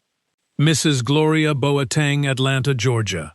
Then he put the envelope to the side and set the paper in front of him and wrote the first line, the one that had been waiting since the morning on Cahuenga Boulevard, when a man sat beside him and said the word testimony, and the hinge had swung open. "Dear Mrs. Boateng, my name is Darnell Okafor. I was standing beside your son." He kept writing. He wrote for 41 minutes without stopping, which was the same amount of time that Keanu Reeves had sat on a cold sidewalk and listened to a man the world had mostly stopped listening to. He wrote about Tyrese Boateng, and the impressions, and the cornbread, and the photograph in the breast pocket, and the way he touched it before operations, not superstitiously, just as a reminder of what the point of everything was. He wrote about November 12, 2004, in the only way he could, which was not completely, and not without the gaps, but honestly, with the parts that were his to give. He wrote about what Tyrese had made the people around him feel, which was lighter. He wrote about how a man who made other people feel lighter left a particular kind of darkness when he was gone. The darkness of an absence shaped exactly like the light that used to be there. He wrote. He talked about your cornbread the way other men talked about religion. Every man in the company knew about it. You should know that. He wrote. I have been meaning to write this letter for 19 years. I am sorry it took this long. I am not going to explain why it took this long, because the explanation is long and mostly about me, and this letter is about Tyrese. He wrote, he died fast. I want you to know that. He did not suffer. He was talking 3 hours before it happened. He made everyone laugh. He wrote the last line, and then he stopped. He read the letter through once. It was the truest thing he had written since before Iraq. It was imperfect in all the ways that true things were imperfect. Irregular and unpolished, and not as much as it should be. But it was what he had, and he had given it completely, and that was what testimony was. He folded it. He put it in the envelope. He sealed it. He held it in both hands for a moment, then he put it on the edge of Josephine's desk and looked at her. Can you mail this? He said. I don't know where. I don't know the... I'll take care of it, she said. She picked it up the way you picked up something that mattered. Carefully. With attention. Without making a show of the care, but not pretending it wasn't there. It'll go out today, she said. Darnell nodded. He sat back in the chair. Outside Josephine's window, the Culver City afternoon was doing the thing late California afternoons did in early December, going gold at the edges, the sun dropping toward the ocean, which you could not see from here but could feel as a direction. West, where the light was going, and where the day was putting itself to rest in the particular slow California way that made endings look like something worth watching. He was tired in a way that was different from the tiredness he knew. Not the gray exhaustion of a man with nowhere to go and nothing holding him upright. A different kind of tired. The kind that came from a day having been full. From a day having contained real things. He thought about Amara. He thought, I should call her. Not as a plan for some future version of himself who had accumulated enough stability to deserve it. As something he could actually do. Today. From the phone in his pocket. He reached into his jacket and took the phone out and looked at it. He did not have her number. He had not had her number in 6 years. But he had Renee's number, his sister in Inglewood, who had not heard from him in 3 years, who had a box at her house with his Purple Heart and his photographs and his father's watch, and Renee would have Amara's number. Renee had always kept track of things Darnell had let fall. He found Renee's number in the phone, where Josephine had helped him enter it 4 days ago. He looked at it for a long moment, his sister's name on a screen, the small electric fact of her. He pressed call. It rang twice. And then his sister's voice came through the phone, and she said his name, and the way she said it, not surprised, not angry, not performing the emotion of the occasion, just saying his name, the way she had said it when they were children in Detroit, when he was just her brother, and not yet someone the world had done things to, made him close his eyes and lean back in the chair and breathe. Hey, Renee, he said. His voice was steady. He was still here. Hey, Renee, he said. His voice was steady. He was still here. His sister did not speak for 3 full seconds. 3 seconds is not a long time in most contexts. In a phone call between a brother and a sister who have not spoken in 3 years, 3 seconds is its own country with its own weather, and its own history, and its own complicated terrain. Darnell sat in Josephine's office and held the phone against his ear and let those 3 seconds be what they were, which was real, which was earned, which was the sound of someone reorganizing themselves around an unexpected return. Then, Renee Okafor said, "Boy." Just that. 1 word, 2 letters. The word carrying inside it, simultaneously, everything that had not been said in 3 years, and everything that did not need to be said now. The specific compression of siblings who grew up in the same house and learned each other's frequencies early, and never entirely lost them, no matter how far the distance had grown or how long the silence had lasted. Darnell let out a breath that he realized he had been holding since he pressed call. "I know," he said. 3 years, Darnell.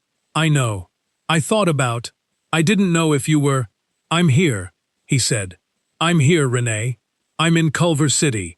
I have a room. He paused, because even saying it aloud still required a small act of belief. I have a room with a window. Another silence, shorter this time and shaped differently. Not the 3-second silence of reorganizing, but the 1-second silence of a person pressing a feeling down so they can continue talking. A room, Renee said. Yeah, your own room. My own room. My own key. The lock works. He said this last part without thinking, and then realized he had said it, and realized that only a man who had lived without a door that locked said that a lock worked the way you mentioned something extraordinary. He heard Renee understand this too, in the way she was quiet for a beat before she continued. Darnell. Her voice was lower now, closer to the thing underneath. What happened, he told her. Not all of it. Not yet. Not on this first call in 3 years. Because some things needed more runway than a phone call could provide. But the outline of it. Tuesday morning. Cahuenga Boulevard. A man who sat down. A check. Josephine Adler. The Bank of America on Sunset. Sandra Mejia and the VA. The room on Duquesne Avenue. Renee listened the way she had always listened, without interrupting, without trying to direct the story toward the ending she wanted, without saying "oh my God" at the parts that warranted it, because she understood that saying "oh my God" was really about the listener and not the speaker, and her brother was the speaker, and this was his story to tell at his own pace. When he finished, she was quiet for a moment. "Keanu Reeves," she said. "Yes. Keanu Reeves sat down on a sidewalk in Hollywood and talked to you for 40 minutes. Yes. And wrote you a check. Yes. Keanu Reeves, Renee. I'm just making sure I have the right Keanu Reeves." For the first time in this phone call, for one of the first times in a very long time in any phone call, Darnell Okafor laughed. It came out of him before he could examine it or approve it, which was the best way for laughter to arrive. The unguarded kind. The kind that meant the thing that made it was genuinely funny, and not just interesting. He laughed and Renee laughed too, the specific doubled laughter of siblings who have always laughed at the same frequency. And for about 15 seconds the phone call between a man in a room in Culver City and a woman in a house in Inglewood was just laughter, just the sound of two people who had been worried about each other, finding out that the worrying could be set down for a moment. When it settled, Renee said, "I have your Purple Heart. I know. And your watch. Dad's watch. I know. You want them back." Darnell looked at the window. The California afternoon going gold at its edges, the light doing its slow daily work of ending beautifully. He thought about his father's watch. A Timex. Nothing fancy. His father had worn it every day for 22 years, to the factory and to church and to Little League games and to the hospital at the end, and it was still running when his father died, which Darnell had always thought meant something, though he could not have said exactly what. "Yeah," he said. "I want them back." "I'll bring them Sunday," Renee said. It was not a question. "You don't have to." "Sunday," she said, with the absolute finality of an older sister who has made a decision. "I'll bring food too. What do you want?" He had not been asked what he wanted to eat by anyone who was going to cook it for him in so long that the question had to travel some distance before it reached him. "Whatever you feel like making," he said. "Darnell, what do you want?" "Mama's macaroni," he said, quietly. The way you said something you have wanted for a long time and did not know until the moment you said it how much you had wanted it. He heard Renee do something on her end that was not quite a sound. Something in the throat. Something pressed back down. "Mama's macaroni," she said, her voice under careful control. "Okay, Sunday." 2 o'clock. "Okay," he said. They stayed on the phone for another 12 minutes, talking about smaller things. Renee's job at the school district, her youngest who was in high school now and playing basketball, the neighborhood in Inglewood which had changed considerably, and Renee had opinions about this. Ordinary things. The ordinary furniture of a life being described to someone who had been absent from it. Darnell listened to all of it, with the full and grateful attention of a man who had not had ordinary things to listen to in a very long time, who had forgotten that ordinary things were what a life was mostly made of, and that this was not a limitation, but a grace. When he hung up, the office was quiet. Josephine was at her desk, doing something on her laptop, giving him the privacy of apparent preoccupation. He looked at her for a moment. "Thank you," he said. She looked up. "For what?" He gestured at the envelope still on the edge of her desk, at the phone in his hand, at the window and the room that waited for him, at the general shape of this Tuesday, which had started 8 days ago on a sidewalk and was still unfolding, still finding new rooms to open. Josephine looked at him for a moment. Then she pushed her glasses up and went back to her laptop. "Sunday," she said. "I want to hear how the macaroni is." There is something that the news coverage of this story, which was considerable, running through December 2023 and into January 2024, on every major outlet, and a very large number of minor ones, did not examine, because news coverage rarely examined the things that were most worth examining, preferring instead the shape of the story that was already there, the clean emotional architecture of Celebrity Does Good Thing, which was a story the world knew how to receive and did not need to think about very hard. What the coverage mostly did not examine was the question of why. Not why Keanu Reeves specifically. There was plenty of examination of his biography, the well-documented catalog of losses that had made him the particular man he was, the stillborn daughter and the girlfriend killed 18 months later, and the sister's long battle with leukemia, and the friend River Phoenix gone at 23.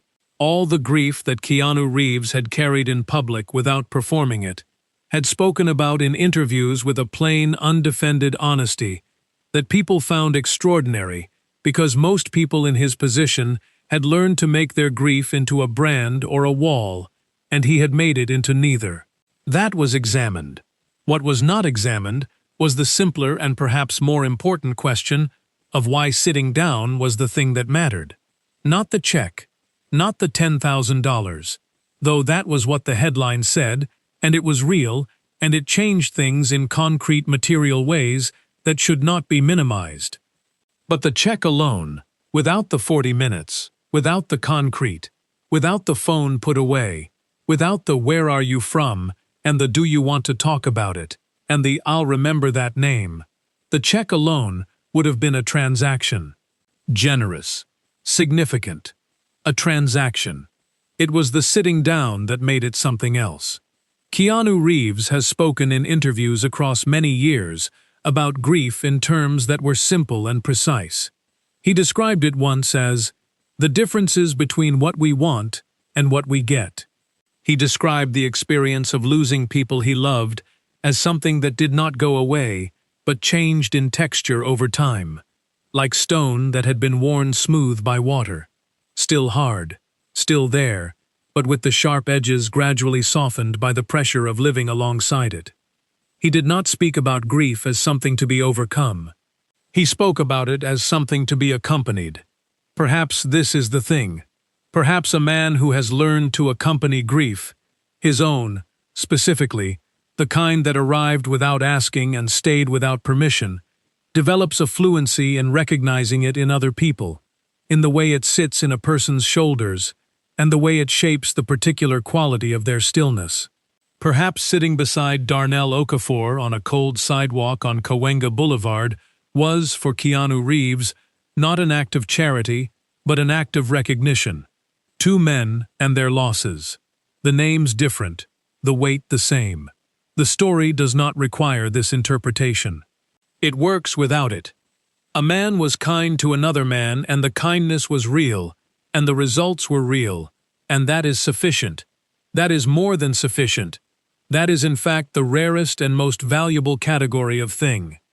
But it is worth sitting with, because there are 35,574 veterans experiencing homelessness on any given night in America. This is not a rounded figure or an estimate. This is the number from the U.S. Department of Housing and Urban Development's own annual homeless assessment report, submitted to Congress for 2023. A number arrived at by actual counts conducted in actual cities on specific nights in January. Men and women going block by block with clipboards and genuine effort to count the people that the system they had served had failed to hold. 35,574. Darnell Okafor is one of them. Was one of them. Los Angeles County contains more of those 35,574 people than any other single county in the United States. This is not because Los Angeles is a cruel city. It is because Los Angeles has the weather, and the services, and the particular density of organizations trying to help, that makes it a destination for people who have run out of options elsewhere. They come here because here has more than other places, and more is still not enough, but it is something, and something is the direction that people without anything move toward. Sandra Mejia, at the Greater Los Angeles VA healthcare system on Wilshire Boulevard, manages a caseload that should be 3 people's caseloads. She does this without complaint. in the particular way of people who have decided that the size of the problem is not a reason to stop working on the part of it they can reach. She has a photograph on her desk of her grandmother, who came to this country from Oaxaca, Mexico in 1971, with her husband and 4 children, and $40, and the absolute conviction that a country that promised what this country promised ought to be held to that promise. Sandra looks at it on hard days. She has a lot of hard days. Josephine Adler at New Foundations LA has been offered 4 better-paying jobs since 2006. She has declined all 4. Her reasons, when pressed, are not ideological or sentimental, but purely practical. The work is here. She knows the systems here. The people she has built relationships with over 17 years are here, and starting over somewhere else would cost time she is not willing to spend, because time spent starting over is time that people who needed her yesterday do not get. These are the people who make the system work, in the places where it works. They are not extraordinary in the way the word extraordinary usually gets used. They did not do one large visible thing that moved 2.3 million people on the internet. They did thousands of small invisible things across thousands of days, and will continue doing them tomorrow, and the day after, and the day after that, without a spokesperson's statement confirming it, without a photograph that catches the light exactly right. They are, in many ways, the actual story. The check made possible a specific and important thing. But the check needed Josephine to know which forms to file, and which manager to call at the bank, and which program had a re-entry provision that most people did not know existed. And the re-entry provision needed Sandra to have documented the TBI correctly back in 2008, and to have kept the file current, and to have said, "I've thought about you" on a phone call 16 years later, in a way that meant she actually had. A $10,000 check, without all of that, is just a number on a piece of paper. All of that, without the check, has been grinding forward anyway, slowly, against the size of the problem, doing what it could with what it had. Together they made a Tuesday in November into a door that opened.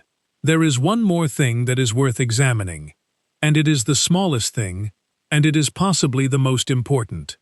Lynn Fan left a cup of coffee outside her door at 6:15 every morning for 7 months. She left it without knowing if it was helping, without knowing if Darnell was okay or not okay, or somewhere between, without knowing if he noticed the care behind it or experienced it simply as coffee, which would also have been fine, which was also the point. She left it with no mechanism for feedback, no confirmation that the gesture was received in the spirit it was given, no way to know if it was making any difference at all in the larger and mostly invisible life of the man who picked it up each morning, before she looked. She left it anyway, every day, without exception, without announcement. This is a kind of faithfulness that does not make the news and does not reach 2.3 million people on the internet. It is the kind that happens between 6 o'clock and 6:15 in the morning, when nobody is watching, and the city has not yet fully woken up, and the only audience is the street itself, and a man who may or may not be paying attention. It is the kind that asks nothing in return, not even the knowledge that it is working, and continues regardless. If you had asked Lynn Fan in the middle of those 7 months whether she thought her cup of coffee was going to change anything, she would have said probably not, at least not in any way she could measure. She would have said she was not doing it to change anything. She was doing it because her father sat in a doorway once, and a stranger left him something warm, and he decided to stay. And she was doing it because every morning she did not know which morning was going to be Darnell's morning to decide to stay, and she did not want to miss it. She did not miss it. The morning was a Tuesday in November, and the light came in at a low angle from the east, and a man walked out of her coffee shop and almost stepped on someone's foot and said, "I'm sorry, man," and then did not walk away, and she watched it from behind the window with a dish towel pressed to her mouth, and thought, there it is. There it finally is. 7 months of 6:15, and it was finally, irrevocably there. This is the part of the story that is not about Keanu Reeves, or the $10,000, or the police arriving, or the check, or the Bank of America, or the room in Culver City with the west-facing window. This is the part that is about what happens in the space between the extraordinary moments, the long, ordinary faithfulness of people who keep showing up for other people without knowing if it is doing anything, without requiring proof, showing up anyway, because showing up is the thing, because showing up is all any of us can control, because showing up every day at 6:15 with a paper cup is an argument against indifference made in the only language that actually persuades. Not words, action. Small, repeated, faithful. There it is. Keanu Reeves did not comment further after the spokesperson's statement. He did not do an interview. He did not appear on a television program to discuss his philanthropic philosophy.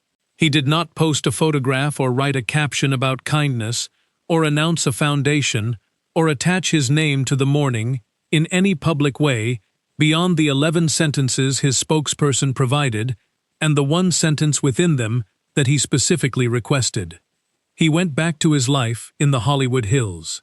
He went back to grind and grace the following Tuesday. He arrived at approximately the same time. He ordered the same coffee. He paid. He left a tip. He walked out onto Cahuenga Boulevard and stood for a moment in the November morning with his paper cup and looked at the spot against the brick wall where a man had been sitting 8 days ago. The sleeping bag was gone. The wall was just a wall. He looked at it for a moment. Then he looked through the window of Grind and Grace, where Lin Fan was watching him from behind the counter, with her hands flat on the surface and her expression saying everything that did not need to be said. He raised his coffee cup slightly in her direction. Not a toast, not a performance, just an acknowledgement. Just one person telling another person, "I see what you did. I know what it cost. It was worth it." Lin raised her hand flat from the counter in return. Just her hand, open-palmed, for a second. Then he turned and walked north on Cahuenga Boulevard, hood down, hands in his pockets, a man with somewhere to be on a Tuesday, and the city swallowed him back into itself the way it always did, without ceremony, the crowd opening and closing around him like water around a stone, and the wall was just a wall.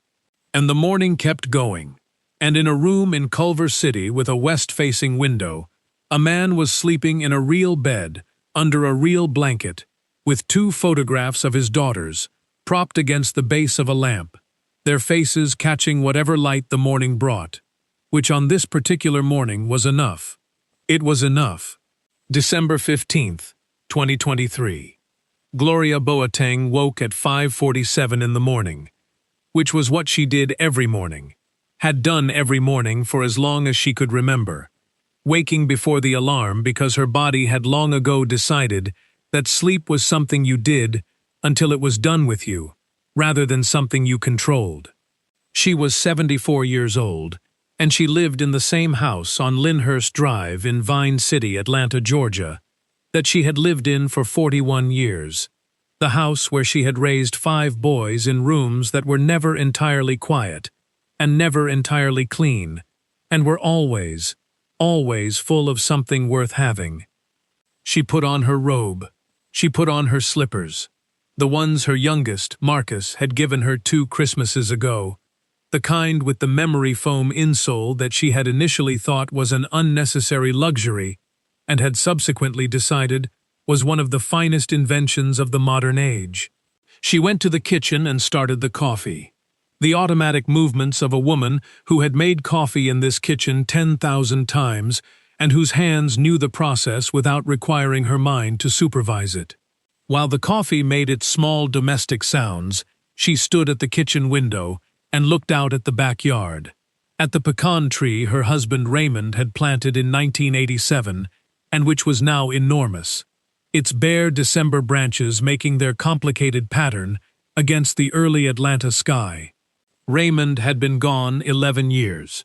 She still talked to the tree sometimes, not because she believed he was in the tree, specifically, but because she had been talking in his direction for 40 years, and the habit did not stop cleanly, just because the direction had changed.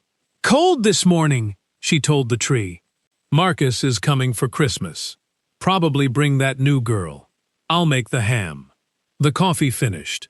She poured a cup, no sugar since the doctor's visit in October, and carried it to the front of the house the way she did every morning, to collect whatever had come through the mail slot in the front door. Mostly it was nothing: a flyer for a pizza place, a bill already handled online by her granddaughter Kezia, who managed these things now with her phone in 30 seconds flat, while Gloria would have spent an afternoon with a checkbook and a stamp. But she had the habit of collecting the mail first thing, the same way she had the habit of waking at 5:47. The habits of a woman who had learned that the discipline of small rituals was what kept a life from coming apart at the seams when the larger structures shifted. She reached the front door. She reached down to the mail slot. There was one envelope. She almost did not look at it. She almost carried it back to the kitchen with her coffee and set it on the table with the intention of opening it later, which was what she usually did with mail she did not immediately recognize. But something made her look at it there in the front hallway with the early morning light coming through the transom window above the door, the thin winter light that Atlanta offered in December, not the generous warmth of July, but something more careful, more considered, like the city was spending its light more deliberately this time of year. The return address said Culver City, California. She did not know anyone in Culver City, California. She looked at the name above the address. D. Okafor. She stood very still. She had not heard that name in 19 years. She had not seen it written down in 19 years. But the name lived in her the way certain names live in mothers who have lost children. Not in the memory exactly, not in the retrievable catalogued part of the mind that you consulted deliberately, but in a deeper place, the place that held the names of everyone who had been near her son at the end, the names of the men who had been given her address before they deployed, the names she had never expected to hear from and had never stopped, in some quiet and undemanding way, expecting to hear from. Darnell Okafor. Tyrese had mentioned him in letters. "Okafor's got my back, Mama. Don't worry." 3 letters, the phrase in each one, like a reassurance he wanted to establish firmly and repeatedly. "Okafor's got my back." Gloria Boateng stood in her front hallway in her memory foam slippers and held the envelope in both hands and did not move for almost 2 full minutes.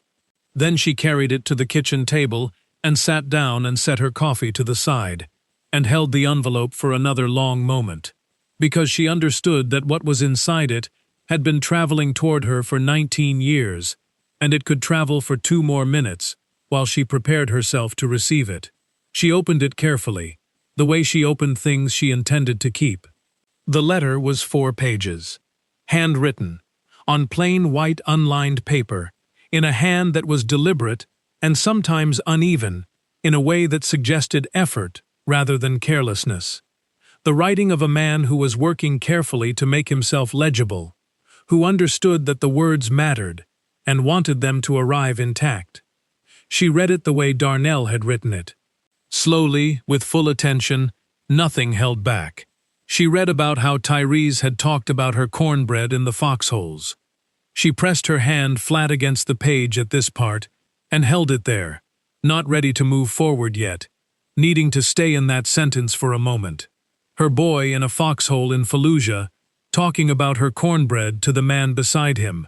Carrying her kitchen into the most unreachable place on earth, the smell of her cast-iron skillet, and her particular ratio of cornmeal traveling all those thousands of miles and arriving in a hole in the ground in Iraq as a comfort, as a reason, as a piece of home substantial enough to talk about in the dark. She read about the impressions. She laughed once, out loud, alone in her kitchen at 6:03 in the morning. A short and genuine laugh that surprised her. The specific laugh of someone who has been reminded of something they already knew was true, but had not thought about in a long time, and were glad to be reminded of. Tyrese and his impressions. She could see it exactly. because she had seen it her whole life, at the dinner table and at family reunions, and at church where he would do the pastor so precisely and so gently behind the pastor's back that his brothers would have to stuff their fists in their mouths to keep from disrupting the service. She read about the photograph in the breast pocket. She had given him that photograph herself, the week before he left. A school photograph from his junior year, the one where he was wearing the green shirt and smiling the way he smiled when something was genuinely funny, rather than when something was supposed to be funny. The smile that came from the left side first, and then spread.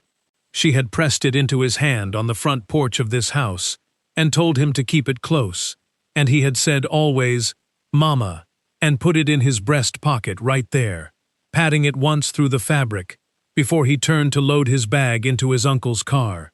She had not known until this letter that he had kept it in that same pocket, that he touched it before operations, that it was near him at the end. She read about November 12, 2004.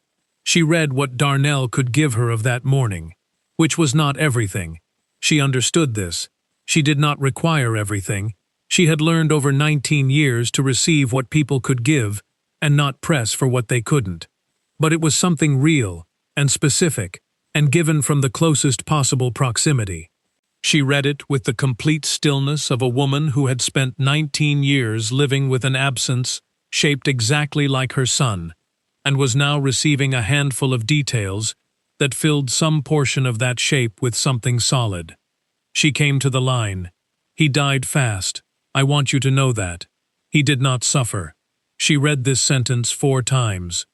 Then she set the letter face down on the table and pressed both hands flat against the back of it, and looked at the pecan tree through the kitchen window, and did not try to do anything about what was happening in her chest for several minutes.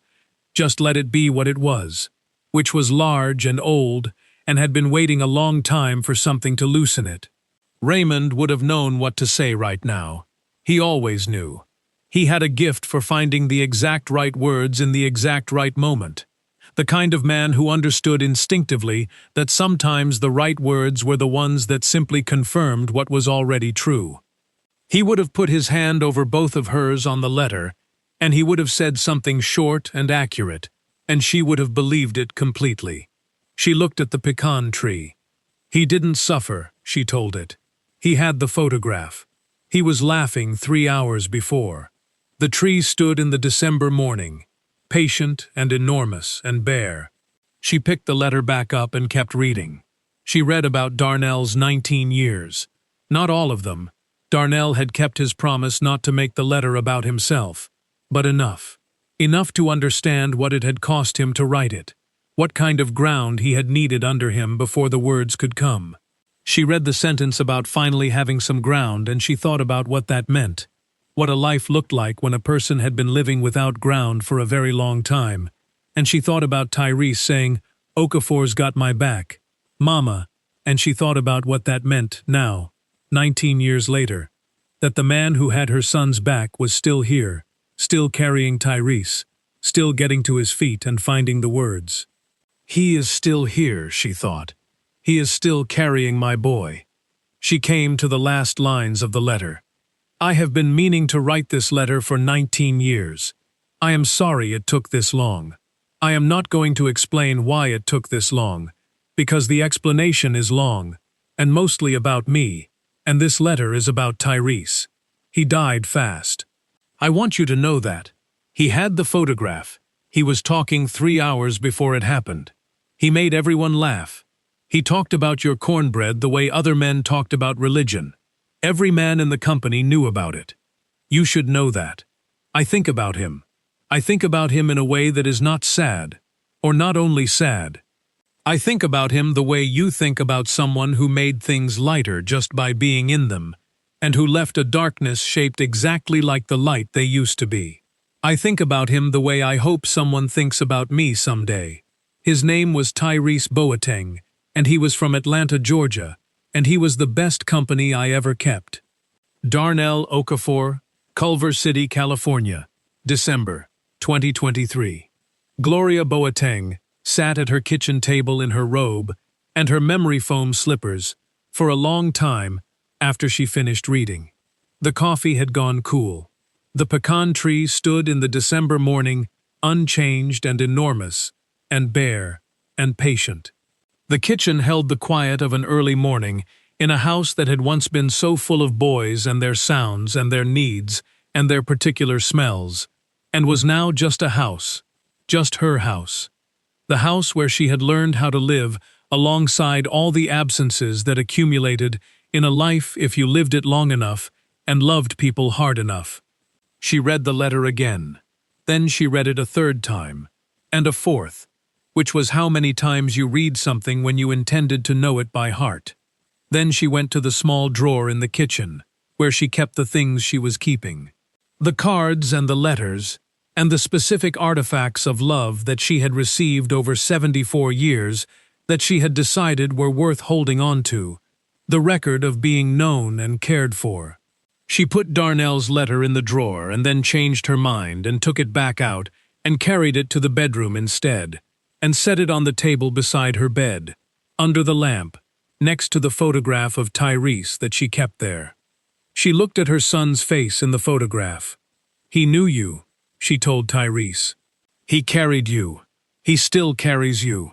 Then she went back to the kitchen and poured herself a fresh cup of coffee, and sat down, and got out a piece of paper and a pen, and began to write. She wrote for an hour and 20 minutes, which was longer than she had expected, but the right amount of time for what she had to say. She wrote about Tyrese as a boy. She wrote things that Darnell could not have known, the stories that existed only on the Lyndhurst Drive side of the world, the small and irreplaceable details that a mother carries that no one else carries. She wrote about how Tyrese had burned the cornbread the one time he tried to make it himself at 16, had stood in the kitchen looking at the scorched pan with an expression of total betrayal, as if the cornbread had done something to him personally rather than the other way around, and how he had tried to serve it anyway because he felt it was important to follow through on things he had started. She wrote about how he had written home every single week, never missed a week, not even from the most difficult places. A letter, or at minimum a postcard, with 3 lines that said he was fine, and he was eating, and he was thinking about home. She wrote, "He was always thinking about home. He said so. Every letter. You should know that the men around him knew that too, because he told them. You were his home, and he carried you with him, and that means you were there. I want you to know you were there." She wrote about what it had meant to receive his letter, what it meant to know that someone had been beside her son and was still here, still standing. She wrote, "Tyrese always said to take care of the people who take care of you. That is what I intend to do. I hope you will let me." She addressed the envelope in her careful handwriting, the handwriting of a woman who had been taught penmanship by a teacher who believed that how you formed your letters said something about how you moved through the world. Mr. Darnell Okafor, Culver City, California. She would get the full address from the return address on his envelope. She looked it up and copied it precisely, digit by digit, the full address of New Foundations, L.A., on Duquesne Avenue, which was where Darnell had put his return address, because it was the most reliable address he had, the address where things would find him. She sealed the envelope. She put on her coat over her robe, her boots over her slippers, not bothering to change because this could not wait for changing, and she walked to the mailbox at the end of Lyndhurst Drive in the December Atlanta morning, which was cold and clear and still, the bare trees making their patient winter patterns against a sky that was going from gray to the particular pale blue of a southern morning that had decided to be decent about itself. She put the letter in the box and raised the flag. Then she stood there for a moment in the cold, her coat over her robe, her boots over her memory foam slippers, the flag up on the mailbox, a letter on its way from Atlanta to Culver City, from a mother to the man who had been standing beside her son. She looked at the sky. "He's got someone, baby," she told Tyrese, the way she told him things, in the direction of wherever he was. "He's got a room. He's going to be all right." She stood in the cold for another moment. long enough to mean it. Then she turned and walked back up Lyndhurst Drive to her house, and her kitchen, and her cooled coffee, and her 41 years of living in the same place, with the same pecan tree and the same morning light through the same windows. And she felt something she had not felt in a very long time, which was not happiness exactly, and not the absence of grief, because grief did not go away. Grief was the shape of love, with nowhere to go, and she knew this, and had made her peace with it, over 19 years. But underneath the grief, running alongside it, the way a clear stream can run alongside a wide brown river, sharing the same valley without becoming the same water, underneath it was something else. Relief, the particular deep relief of a thing that needed to be said finally being said. Of a 19-year silence finally carrying a voice. Of a man who had been beside her son finally being able to tell her so, and of her finally being able to say to him, "I know. He said so. He said you had his back." She went inside. She closed the door. She stood in the hallway for a moment, in the quiet of her house, and listened to it. Then she went to the kitchen and poured a fresh cup of coffee, and sat down at the table and looked out at the pecan tree and thought about what she would make when she called her boys tonight. Because she would call all 4 of them tonight and tell them about the letter. And when you called 4 boys who had grown up in this house, you had better have the energy for 4. Long phone calls and the conversation that had been waiting 19 years to finally be had around the fact of their brother and what he had been and who had been beside him, and the fact, the plain, extraordinary, ordinary fact, that someone had remembered and had finally, imperfectly, 19 years late and exactly on time, put it all down on paper and sent it home. She decided on the ham. She would make the ham early. She would start the cornbread tonight. Darnell Okafor received Gloria Boateng's letter on December 22, 2023. He was in his room on the 2nd floor of the new Foundation's LA facility on Duquesne Avenue, room number 7. When Josephine knocked on his door and held it out, the envelope had been delivered to the facility's mailbox, and she had recognized immediately what it was, from the return address and the Atlanta postmark, and had brought it upstairs herself, rather than leaving it in the communal mail area, because she understood, without needing it explained, that some things deserved the dignity of being handed directly to the person they belonged to. He sat down on the edge of his bed. He looked at the handwriting on the envelope for a long time before he opened it. The careful, deliberate handwriting of a woman who had been taught that how you formed your letters said something. His name in her handwriting. A name she had known because her son had given it to her. The way soldiers gave each other the addresses of the people who needed to know if things went wrong. He opened it carefully. He read for an hour and 12 minutes. He read about the burned cornbread, and Tyrese's expression of total betrayal aimed at the scorched pan. He laughed, the unguarded kind, the best kind, and then pressed his hand flat on the page the way Gloria had pressed her hand on his. He read about the weekly letters, never missed. He read about what it meant to her to know that someone had been beside her son and was still standing. He read, "You were his home, and he carried you with him, and that means you were there." He stopped at this. He read it again. He thought about Fallujah. He thought about the darkness shaped exactly like the light Tyrese had been. He thought about 19 years of carrying that shape around inside him, the heavy, specific weight of it.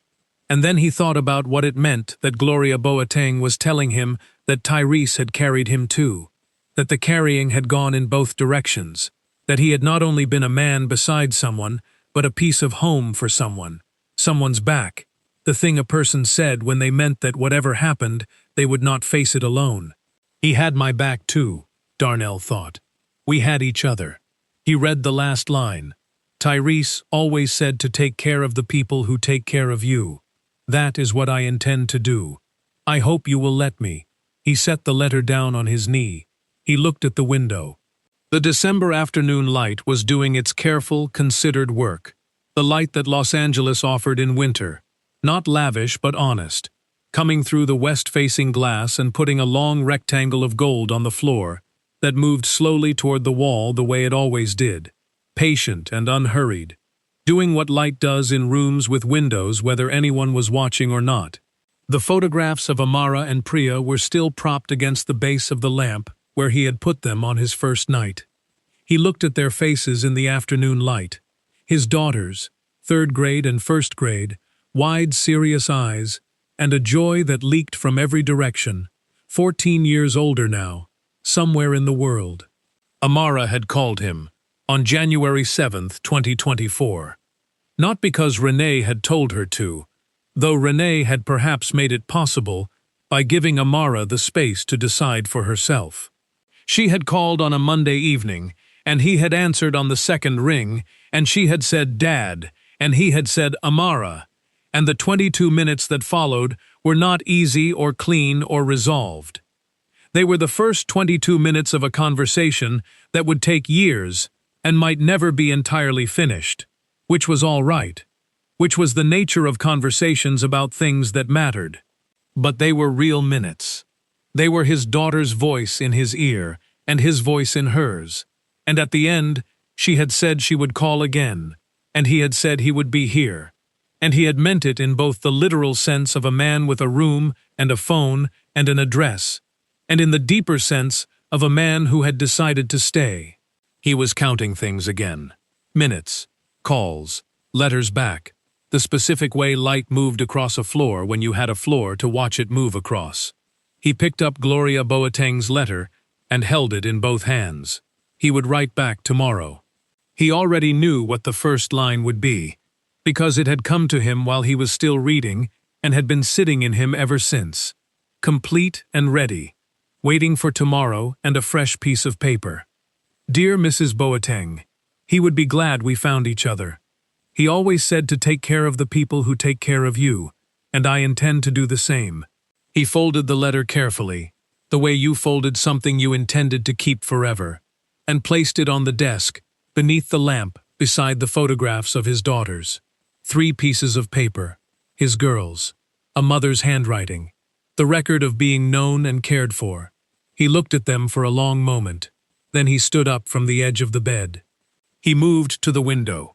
He put both hands on the sill and looked out at the parking lot below and the strip of sky above it, the pale December sky going slowly amber at its edges as the afternoon prepared its daily beautiful ending, the light doing what light always did, finding every surface that would hold it and staying there as long as it could.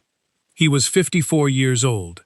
He had a Purple Heart in a box at his sister's house in Inglewood, and a watch his father had worn for 22 years, and a DD-214 in a Ziploc bag, and a bank account with a number in it that he still read 3 times before he believed.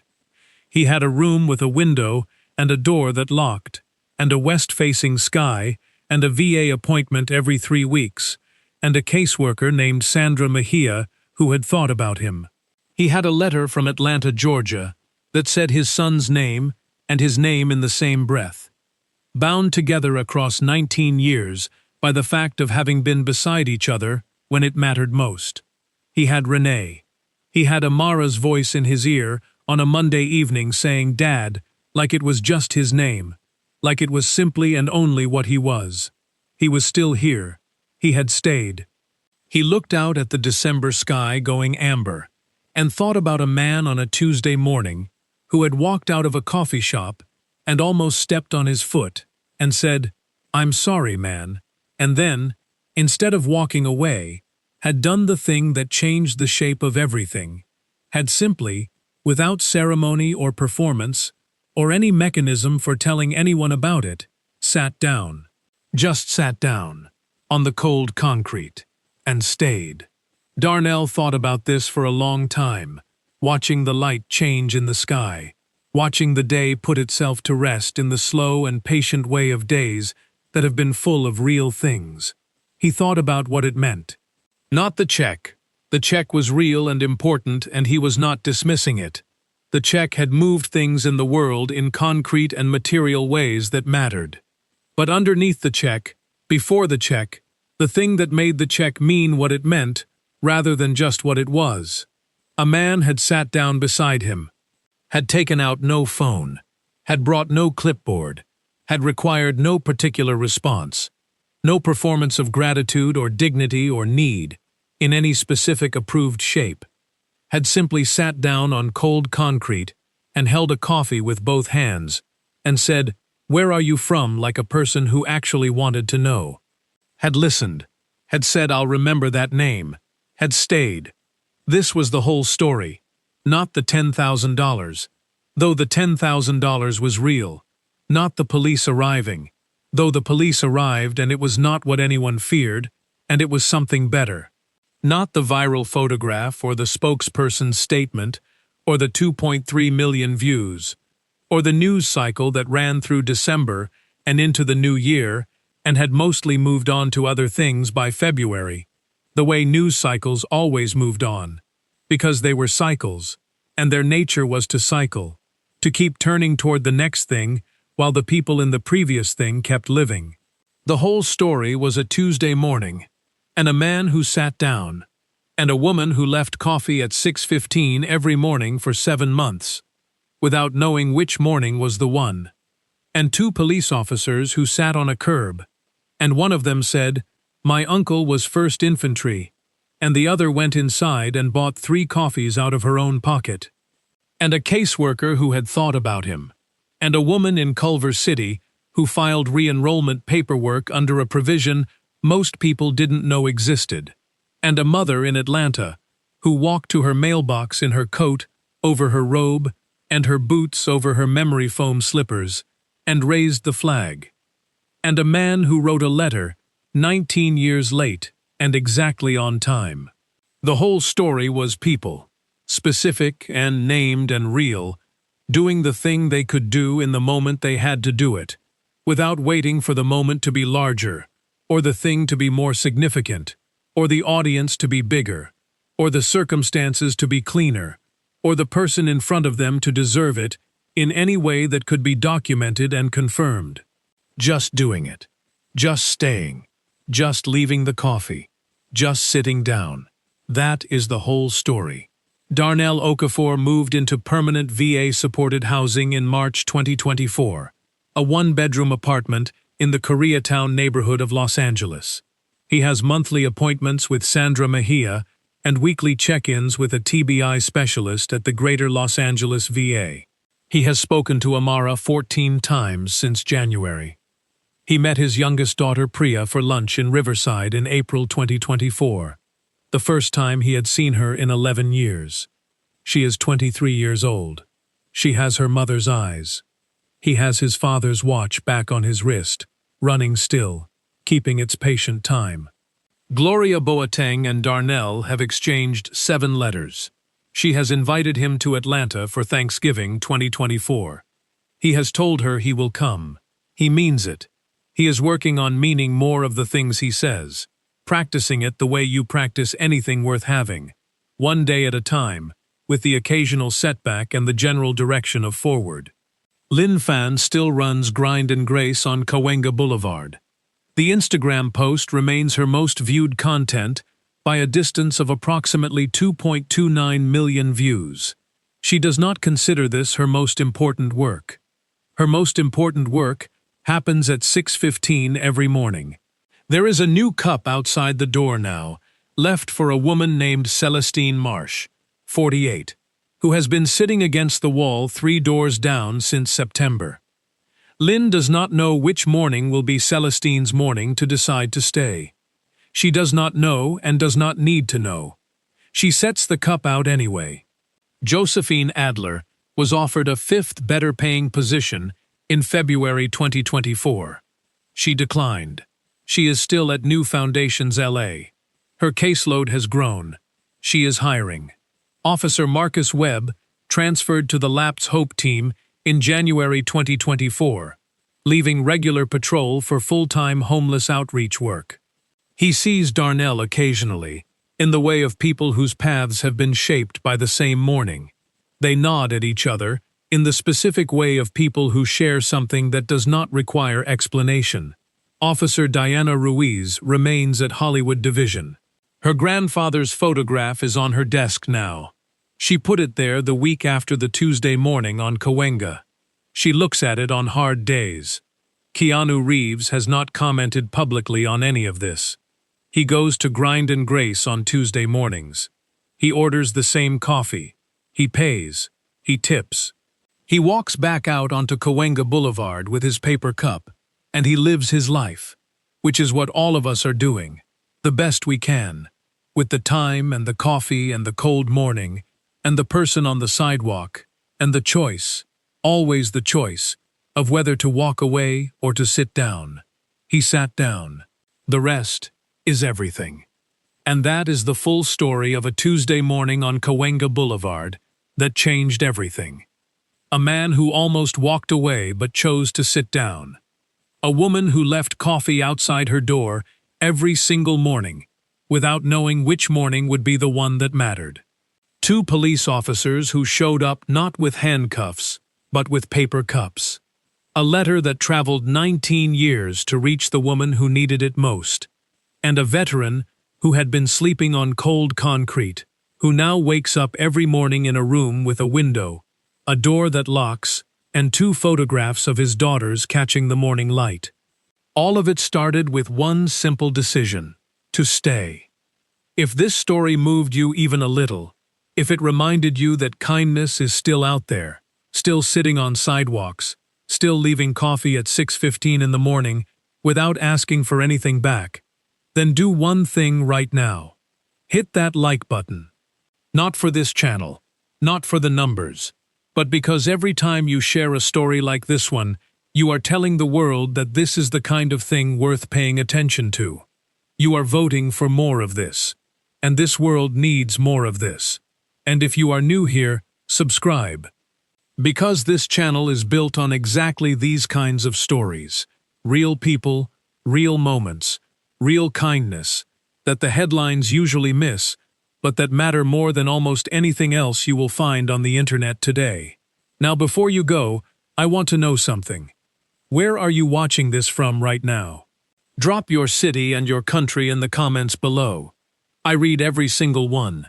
And every time I see how far these stories travel, from Tokyo to Toronto, from Atlanta to Auckland, from Hollywood to wherever you are sitting right now, it reminds me of exactly what Darnell's story is really about.